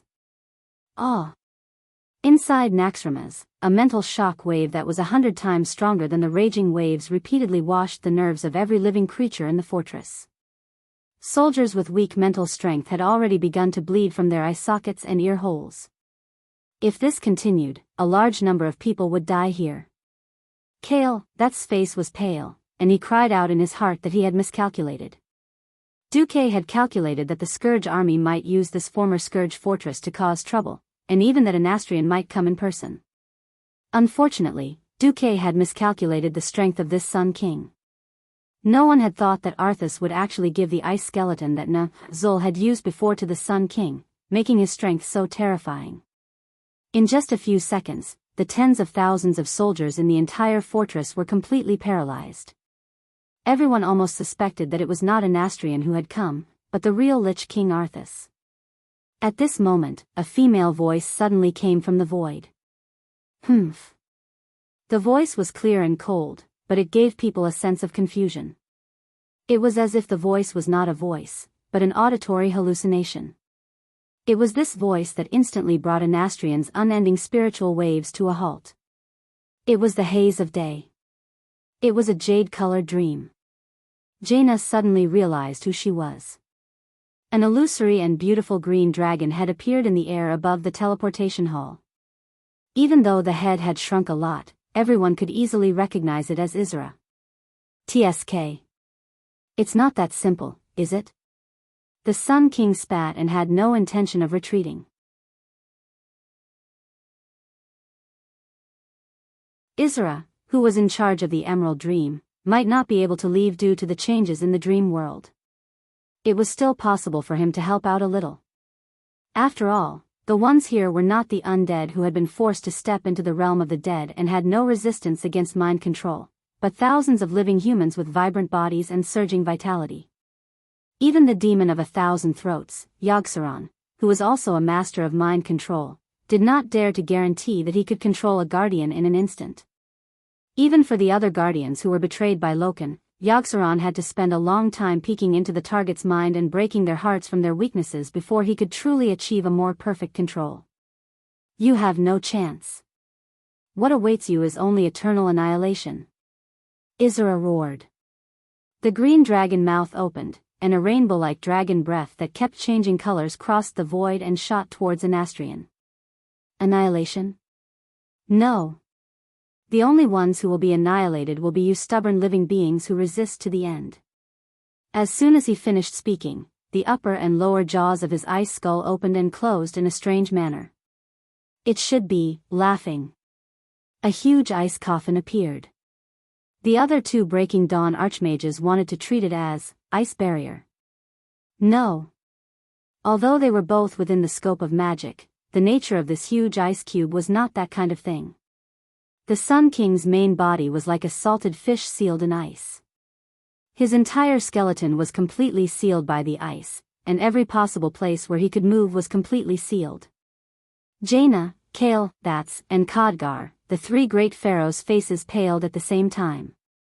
Using an ice coffin made of extremely pure ice elemental essence to seal himself in was not necessarily the best form of protection.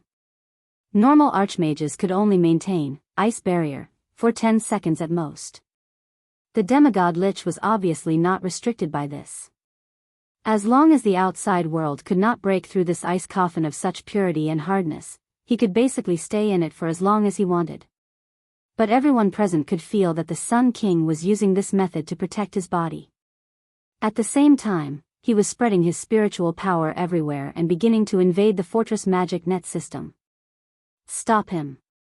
Kale, Bats shouted in shock. As one of the few pharaoh in the alliance, the former elven prince also used the magic net. After all, the magic net was too convenient and efficient. However, he was very clear about his own identity. So, although he had a very high level of use, he did not have the right to control it.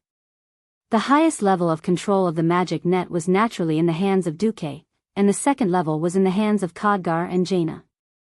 Now, they were shocked to find that Anastrian was actually thinking of Naxxrama's magic net node. They were really shocked and angry. The core of the magic net was in Karazhan, and the second-level nodes were Naxxrama's and the Dalajan. The main cities of the Alliance were the third-level nodes.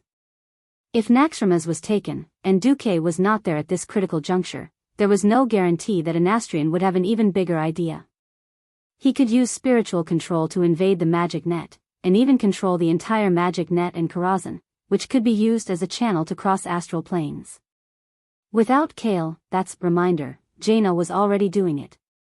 But she retreated from the teleportation hall like lightning to a medium-sized magic control node at least a kilometer away from the central area. As soon as she entered the magic net, she found that she could not stop it at all. A human could coordinate and control their own hands and feet, but how many more hands and feet would they have? This was no longer a situation that could be described as flustered. Her mind was immersed in the magic net. Even though Jaina had extremely high authority, she could only command a few spiritual energy balls at the same time to attack, suppress, and counter the spiritual invasion of the Sun King. Now, there were at least 1,000 spiritual attacks on the magic net at the same time. Even though this was the control node on the periphery of the magic net, Jaina already had the illusion that her territory was falling inch by inch, and she could do nothing about it.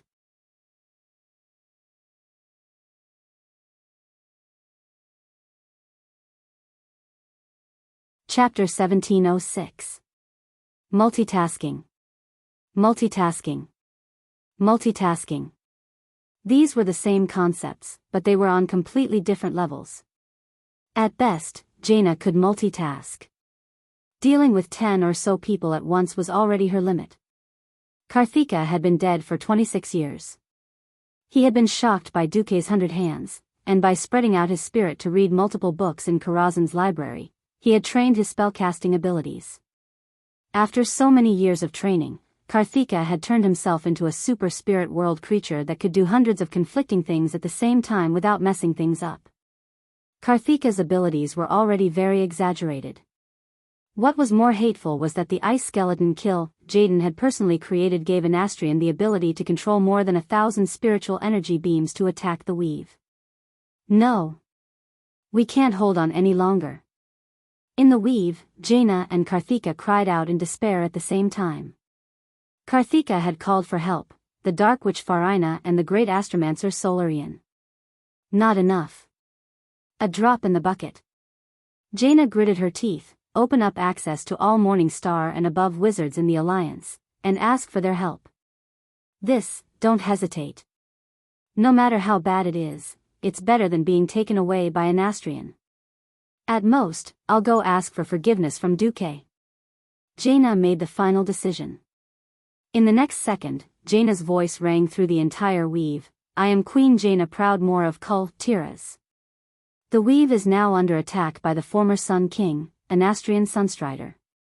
I request all Weave users to help repel his attack.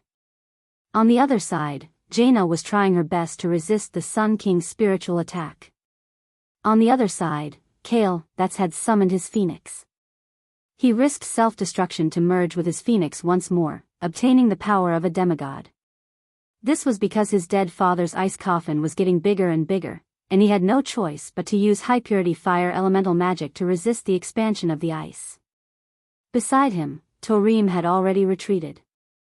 Under this level of spiritual attack, he could not do anything at all. That damned lich!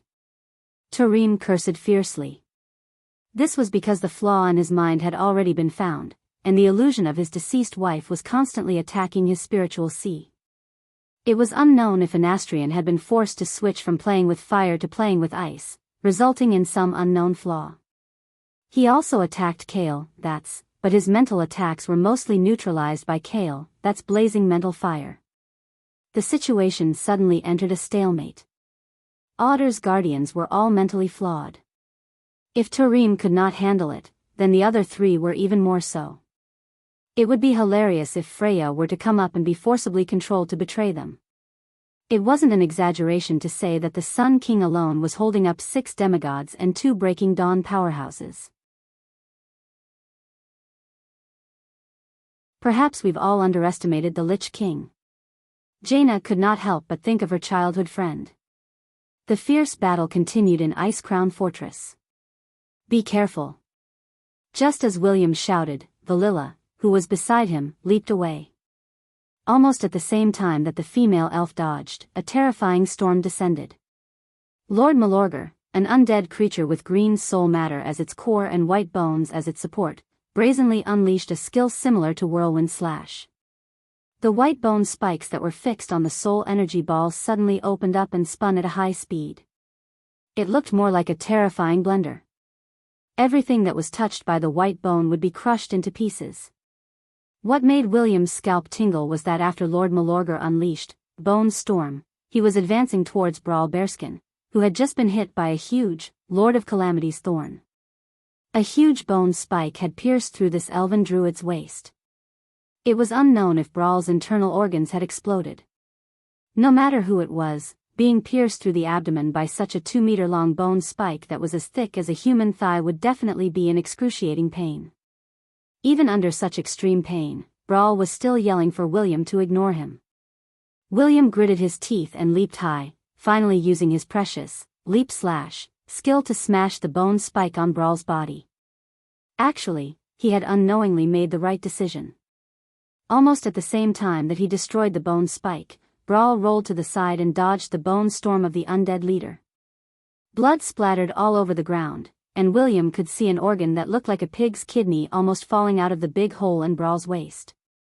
Brawl's eyes were sharp, and he quickly scooped it up. No need to look. He won't die just yet. Valilla pulled Varian back. Although Brawl's face was extremely pale, his chanting and his hand gestures were not messed up at all. A ball of emerald light rose from his palms, and he pressed it onto his abdomen. The huge bloody hole started to heal at a speed that was visible to the naked eye. In just 3 to 5 seconds, the bloody hole disappeared, and in its place was a new belly. Brawl laughed bitterly. I just barely managed to get my organs back in place. I need at least 3 minutes to recover about 30% of my battle power. William's hands trembled, and he clenched his teeth. Leave this battle to us. In countless life and death battles, Brawl had guarded their backs. This time, it was their turn to protect this respectable brother of theirs. William merged the 2 divine weapons in his hands, forming a huge divine sword. His sharp gaze swept across Lord Malorger's body. For skulls are not enough. You better have 1,000 heads for me to chop off. In the next second, he turned into a strong gust of wind and blew towards the huge undead leader. On the other side, in a hall filled with skulls, Magni and Chandri's Feathermoon were fighting against the Church of the Cursing's Lady Deathspeaker. The flames from the Balrog's warhammer engulfed a huge humanoid monster that was as tall as 3 people. However, more monsters continued to pour out from the side doors on both sides of the hall. More than 10 supporters and zealots of the Church of the Cursing chased after the seemingly weak General Feathermoon. She was over 10,000 years old, but because she was Tyrant's adopted daughter, she was a generation lower. While Tyrant was talking to the leaders of the alliance as equals, Chandris was rather bitter. It was destined that she could only vent her frustrations in battle. Even though she was being chased by more than 10 powerful believers of the Church of the Cursing, this elven general who was in charge of guarding one side of the hall lightly stepped on a pillar 3 times and flew into the air.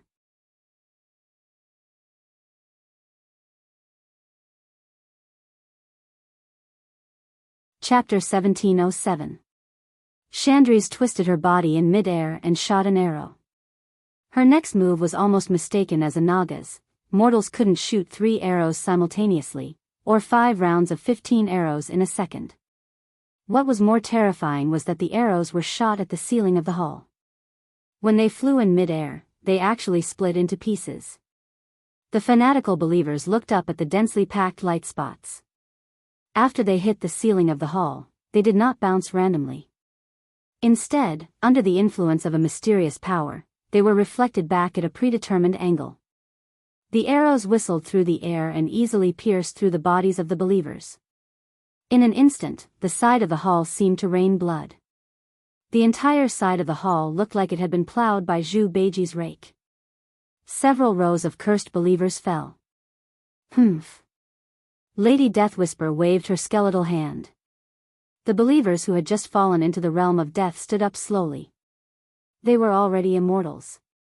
Oh, seeing their companions stand up again, the fanatical believers all let out excited voices. Immortality. Immortality. This was their greatest pursuit. The Feathermoon General sneered at the brainwashed undead. As she raised her arm, a rain of dazzling purple ribbons streaked across the void and shrouded the undead's heads. In the next second, the newly born immortals who had not fully climbed up had already turned into a pile of rotten flesh and blood. Ha! You want to be immortal forever? This is the immortality you want. Chandris spat on the ground. Unexpectedly, Lady Deathwhisper raised her arms and shouted, "No one can escape from this world of death." Lady Deathwhisper used Mana Barrier to block Magni's attack right in front of Chandris. Then, she used Death's Wither on Chandris. The stench of death spread out. Mortals would die just from smelling it. Even though Chandris's physique had greatly increased after entering the realm of hero, she still did not dare to take this attack head-on. To make matters worse, when she was rolling around, she was hit by a paralysis curse. She was a priestess and also a ranger, but she did not have a way to dispel the curse. At this moment, in this place where there was no profession that could dispel the curse, she could only take it head-on. Magni, have you settled it? Chandris was not as easy to talk to as her adoptive mother Tyrant. He didn't care if his foster mother was Magni's equal or not. He would get angry when he needed to. Immediately. Magni was also having a headache. The lich in front of him was too stubborn. She actually dared to take on his Balrog hammer with her shield up. He had wanted to conserve his strength and use all his strength to hammer Arthas, but now, he no longer held back. He crushed a bead in his pocket. This was a treasure the rock guardian Alcavan had given him, and it was filled with the purest earth element. Hiss, Magni was on drugs.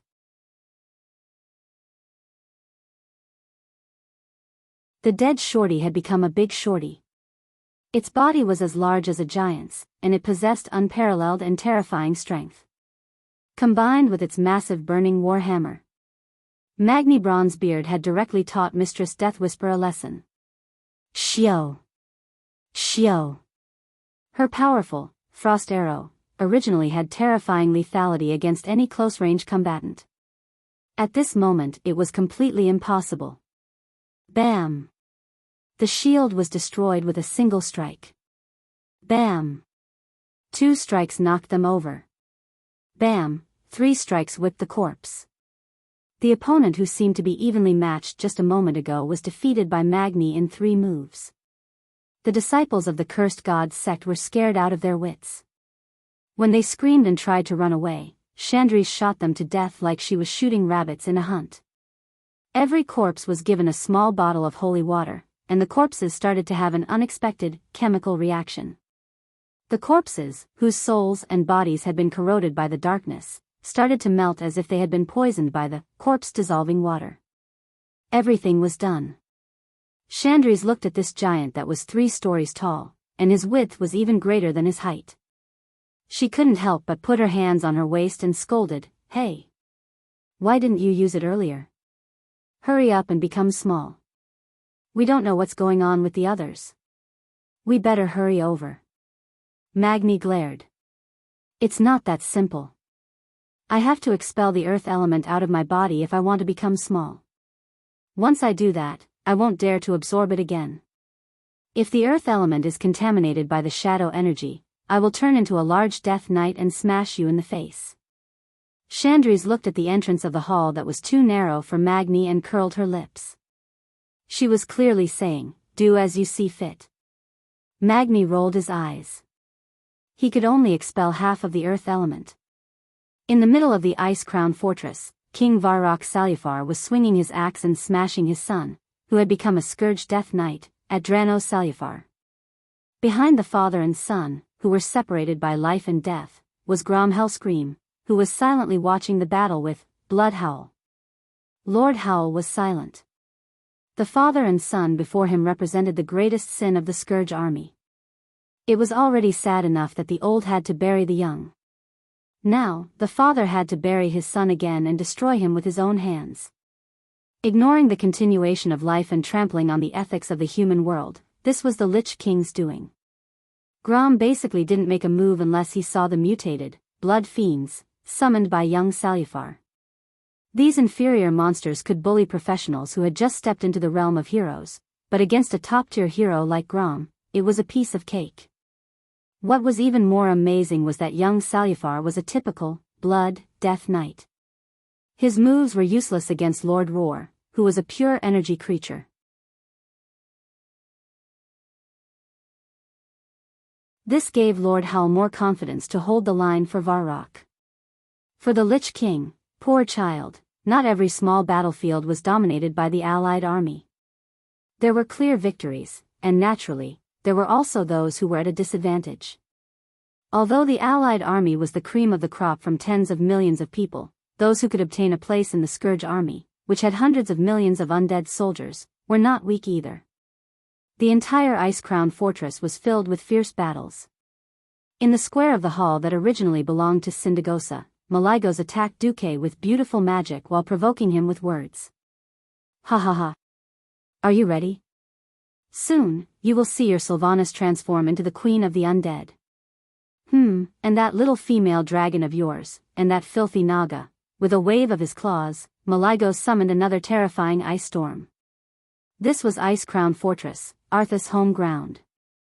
In terms of dominating the ice element, the Lich King's faction had an absolute advantage. Duque didn't just use the fire element to fight against it.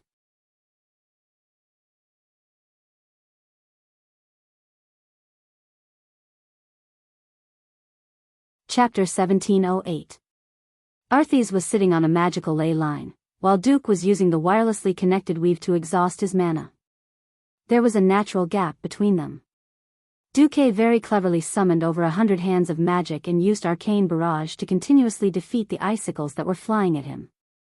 When Malygos gave up control of the frost element, Duque slowly seized control and purified it with holy magic. "Ha ha ha. His Majesty the Lich King is already killing your woman. You stole His Majesty's woman, and now His Majesty is here to steal yours." Malygos kept spewing trash talk, which made Duque quite unhappy. Malygos was a madman. Duque had known for a long time. Not only was he arrogant and crazy, but he also had no integrity. In the battle of ancient times, if he hadn't let the weakened blue dragons attack Neltharion in a rage, the blue dragons wouldn't have been wiped out, and his wife wouldn't have died just like that. After his wife died, he was afraid that his wife's ghost would haunt him, so he let her grieve in the far north for 10,000 years. Later, when his wife's corpse came back to life, Malygos didn't clean up after himself.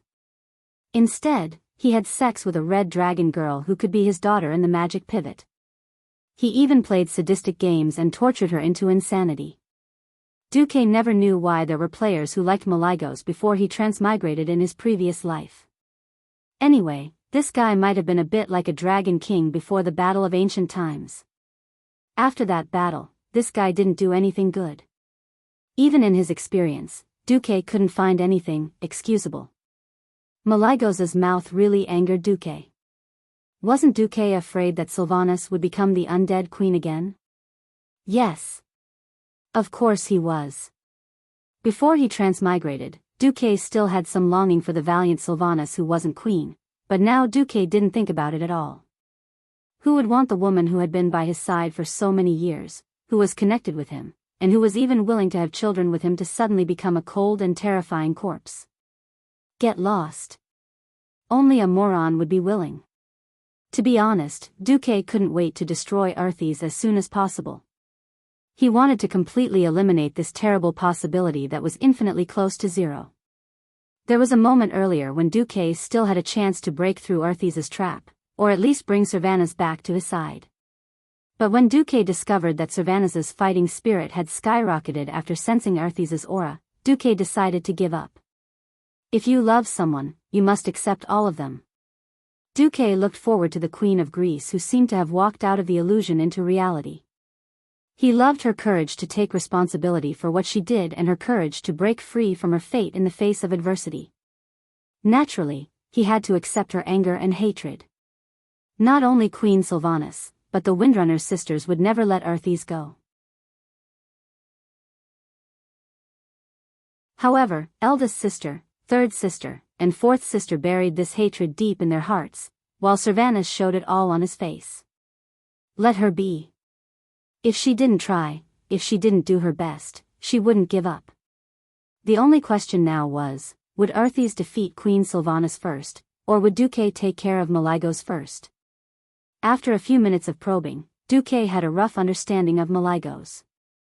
Among the undead dragons, bone dragons that fought with basic instincts and under the command of high-level undead were the weakest. Because after losing their elemental dominance and spellcasting abilities, bone dragons seemed very strong, but in reality, they couldn't even beat a living dragon of the same level. After all, muscles and tendons were quite obvious bonuses for a dragon's melee attacks. One level higher were ordinary ice dragons. They already had bones, and because they still retained a relatively complete soul, they could control the elements and release simple frost dragon breath. Among the undead dragons, one level higher were like Syndagosa. Although she had lost the ability to think independently, 10,000 years of hatred made her soul extremely powerful. Magic was based on the existence of the soul. The strength of the soul also led to the improvement of spellcasting ability. If not for Malygos, the one standing in front of Duque today would have been his dead wife, Syndagosa. And the highest level was undoubtedly an undead dragon like Malygos. Because Dracolic specialized spellcasting abilities, the price they had to pay was that they couldn't preserve the power of melee to the greatest extent. For the blue dragons that relied on spells to survive, this was the best choice. If not for the previous interception, which cut Malygos' body in half and intercepted the Titan runes, Malygos in the form of a Dracolic would probably be even more powerful. Frankly speaking, even with a large number of Titan runes, in the elemental domain, Duque really didn't dare to say that he could suppress Malygos, who had the geographical advantage. Perhaps this was the main reason why Arthes had specially sent him to stall for time. Ha ha ha. Hate your powerlessness. Lament that your women are going to become undead. Duke Marcus, this is your punishment for offending me. Once I kill you, you and your women will become my slaves. I will torture you. I will torture you for 10,000 years. Malygos, who was in a state of madness, kept shouting. Duque didn't know if he should curse at the Blue Dragon King who had completely let himself go after the fall. In the sky, the dancing snowflakes quickly gathered at one point under the Dracolica's control. In less than a tenth of a second, they formed a giant icicle that was big enough to pull the pillars of Orgrimmon. When he threw the icicle at Duque, dozens of shining blue arcane missiles pierced into the icicle like spears.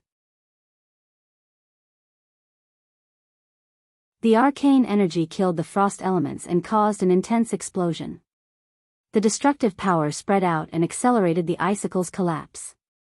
The splashing frost elements in the form of ice shards and mist shot countless snowflakes in all directions. This scene was like the fireworks that Duque had seen on New Year's before he transmigrated. Unfortunately, there were only two monotonous colors, snow white and arcane blue. Haha. Duke Marcus, you're finished. As long as one member of the hero team dies, your invincible legend will be shattered. They will immediately join the Calamity Army and defeat the heroes that you're so proud of one by one like a snowball. Just wait to face the Calamity Army formed by your women and subordinates. Oh. Is that so? Duque smiled faintly. He had to admit that Maligo's words were a little bit right. All along, there had been too many powerful people who died in the early stages of history. When the return of the Legion came, there was always a sense of heartache. For so many years, Duque had been holding the command of the hero team. This was what he was afraid of. Victory kept accumulating, and Duque was a little worried again. He was like a nanny or a spoiler, telling everyone the enemy's strategy in advance and then winning. Would such a victory be able to temper a strong individual to take charge of an area?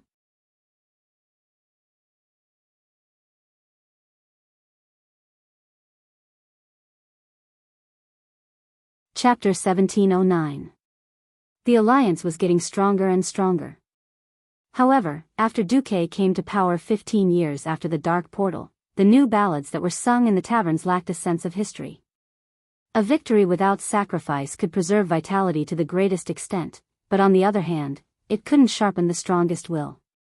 Gradually, Duque discovered that there was an uncontrollable blind optimism in the upper echelons of the alliance. Yes, the three leaders of the Burning Legion had fallen, or at least that was what it looked like. The two ancient gods had also been defeated. What could stop the alliance's hero team? No one said it, but that was what they all thought. In such a good situation, it seemed that everyone was a little complacent.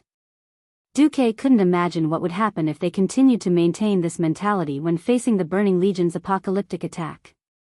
But he couldn't deliberately lose a battle of this level. He could only hope that there would be a suitable battle. It was difficult. Phew. Letting out a long breath, Duque's eyes became determined. He understood his future path a little bit, to delegate power and let the leaders face the storm alone. This path might be difficult, and it would be accompanied by blood and sacrifice, but it was necessary. But before that, he had to defeat Arthas first. The magic that was bombarding him seemed to have nothing to do with Duque anymore. He fell into a strange state of tranquility.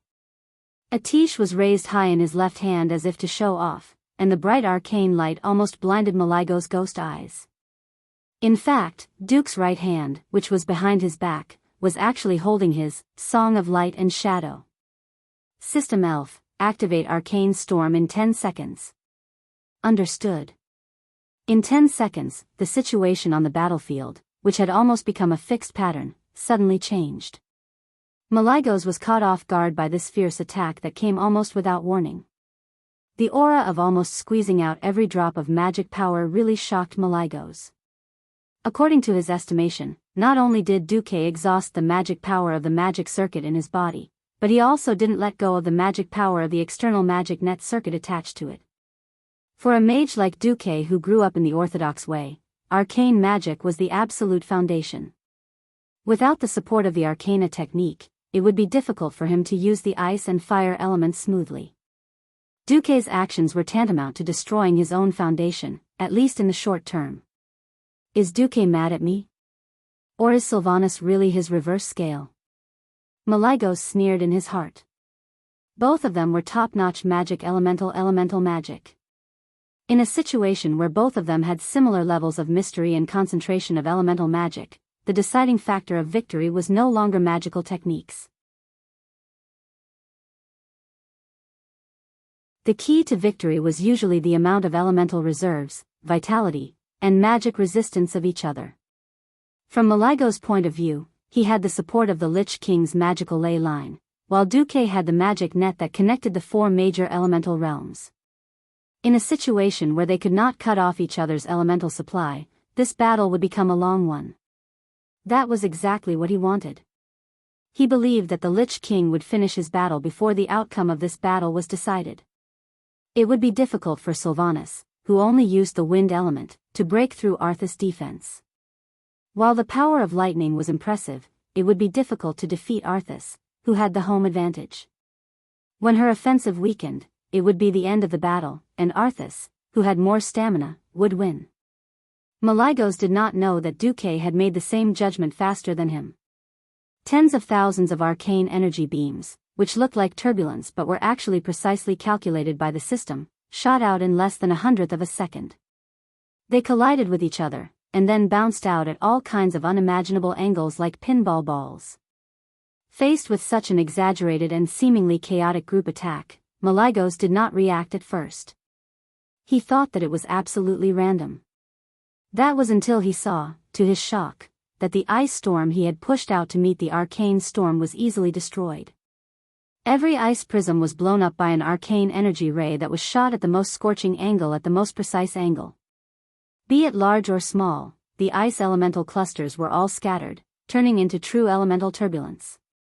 For the first time, Malygos found that he had lost control of his large-scale spell. The ice tornado, which should have been spinning wildly in a clockwise direction, suddenly showed signs of collapsing. Left with no choice, Malygos roared and stretched out his claws, using almost all the ice elemental clusters he could summon at that moment to pour into the ice tornado in front of him. Under his all-out attack, the ice tornado, which had been slightly scattered and shrinking, expanded again.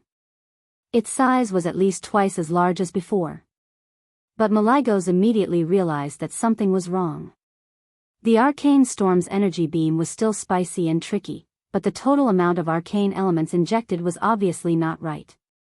This was a classic case of a lack of follow-up. Arthas could not completely exclude other elements from entering the fortress, so naturally, he could not completely cut off the magic power and elemental supply from the magic net to Duque. This seemingly unexplained drop, Malygos roared angrily and spat out a mouthful of dragon breath at Duque. The former Dragon King's dragon breath was powerful. But in the eyes of an elemental sculpting expert like Malygos, dragon breath was simply a torrent of energy. It was powerful, but the efficiency of using the elements was too low. He couldn't care so much. Under his nervous gaze, he didn't know if he was lucky or not. The dragon breath that gathered the incomparably pure ice elemental clusters was like a raging wave.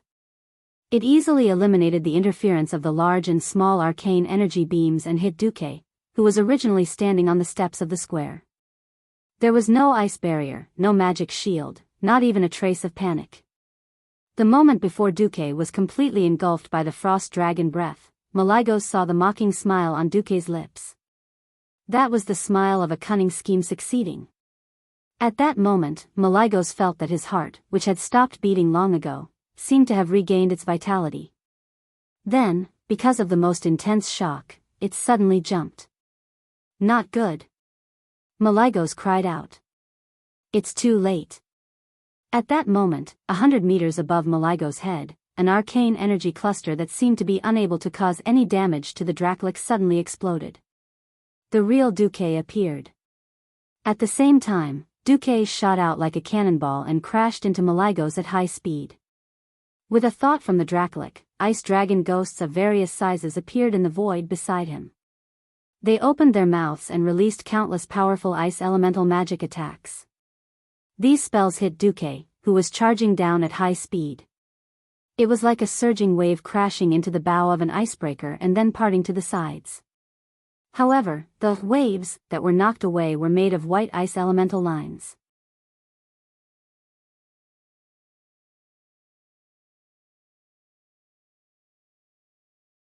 Chapter 1710. This is, as if mimicking the constriction of a human's pupils, the two soul flames in the eye sockets of Malygos' dragon skull shrank instantly. The muscles on his face that had dried up due to the loss of life could not reflect the former Blue Dragon King's shock and anger. However, the elemental waves on his body clearly showed that he was temporarily out of control of the surrounding elements. even if this, temporarily, only meant less than 1/10 of a second. In a battle between demigods, this was enough. The ice elements that were thrown out were harder to retrieve than water that was spilled. On the surface, it looked like he was going all out, but it turned out to be Duke's bait. Malygos played all his cards at once. It was a classic big move that missed the enemy, and he felt extremely uncomfortable. The ice dragon spirits that he summoned were the soul cores of the ice dragons that Duque had destroyed in Rotterdam. After Malygos, the Blue Dragon King, surrendered, Arthas was no longer interested in holding on to these dragon spirits. He only wanted to hold on to Malygos' soul cores. Malygos hoped that these ice dragon spirits could interfere with Duque, even for a moment. He was destined to be disappointed. His subordinates from 10,000 years ago were useless. Duque raised a tiche high in front of him. The blue light that bloomed from the drumstick was a strange spell made of high-purity arcane energy. It was similar to a subspace effect. All the elements that crashed into it were repelled without exception. It was not a matter of whether the elements could cause damage, but the air around the tip of the staff did not allow any form of energy or elements other than Titan energy to exist. This was the crushing of a high-level mystery against a low-level mystery. "Don't underestimate me," Malygos roared. Facing Duque, who was diving down, Malygos stretched his neck and bit at Duque with the speed of a viper's tongue. He had to admit that this move was a bit unexpected. The strongest thing about dragon liches was their magic. Their spellcasting ability was so powerful that it was easy for people to forget that they were dragons before they were liches. The sharp teeth of a dragon could tear apart 99% of the existence in this world. Even Duque, who already had a demigod body, was definitely not in that 1%. Bitten? Almost there. Just from the taste alone, Malygos knew that he was about to bite Duque. Duque was practically delivering himself to the dragon's mouth. He ran headfirst into Malygos' big mouth that was filled with the stench of decay. According to the normal procedure, Duque would be swallowed in one gulp. Even if the former Dragon King's stomach had withered and shrunk, as long as there was enough shadow energy, Malygos could still recover some of his body's functions. For example, he could quickly secrete gastric acid and melt Duque. This was Duque's real body, without a doubt.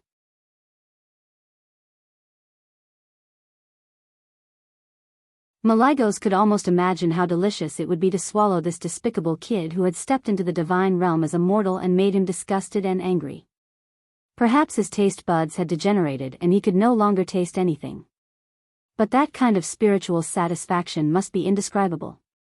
Just as Malygos was thinking about swallowing, Duque's cold voice suddenly came from his mouth.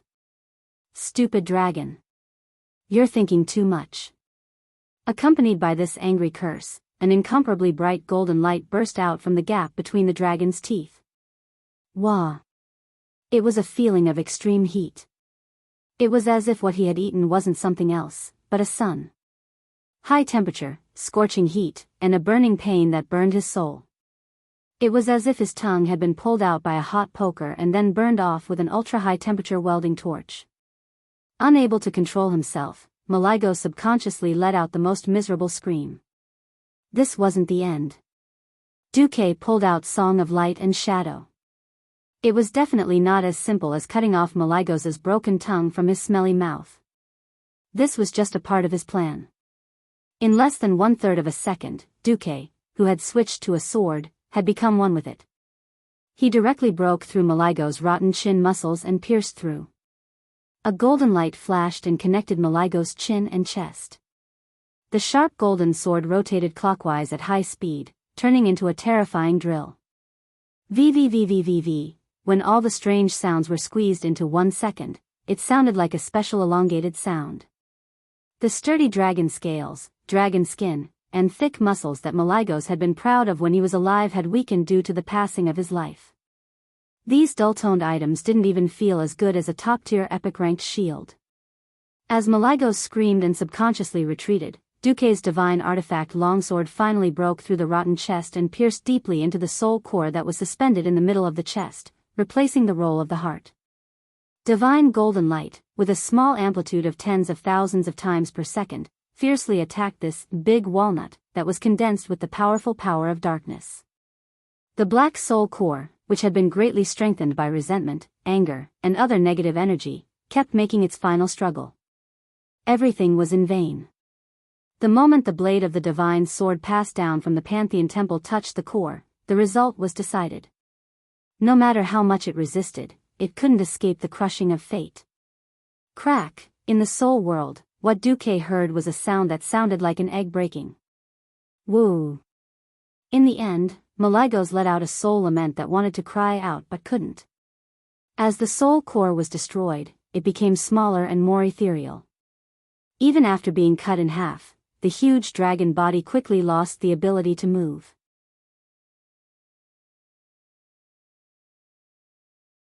The former king of magic, lord of the blue dragons, and one of the 5 dragon aspects of Azeroth, Malygos, soul annihilation.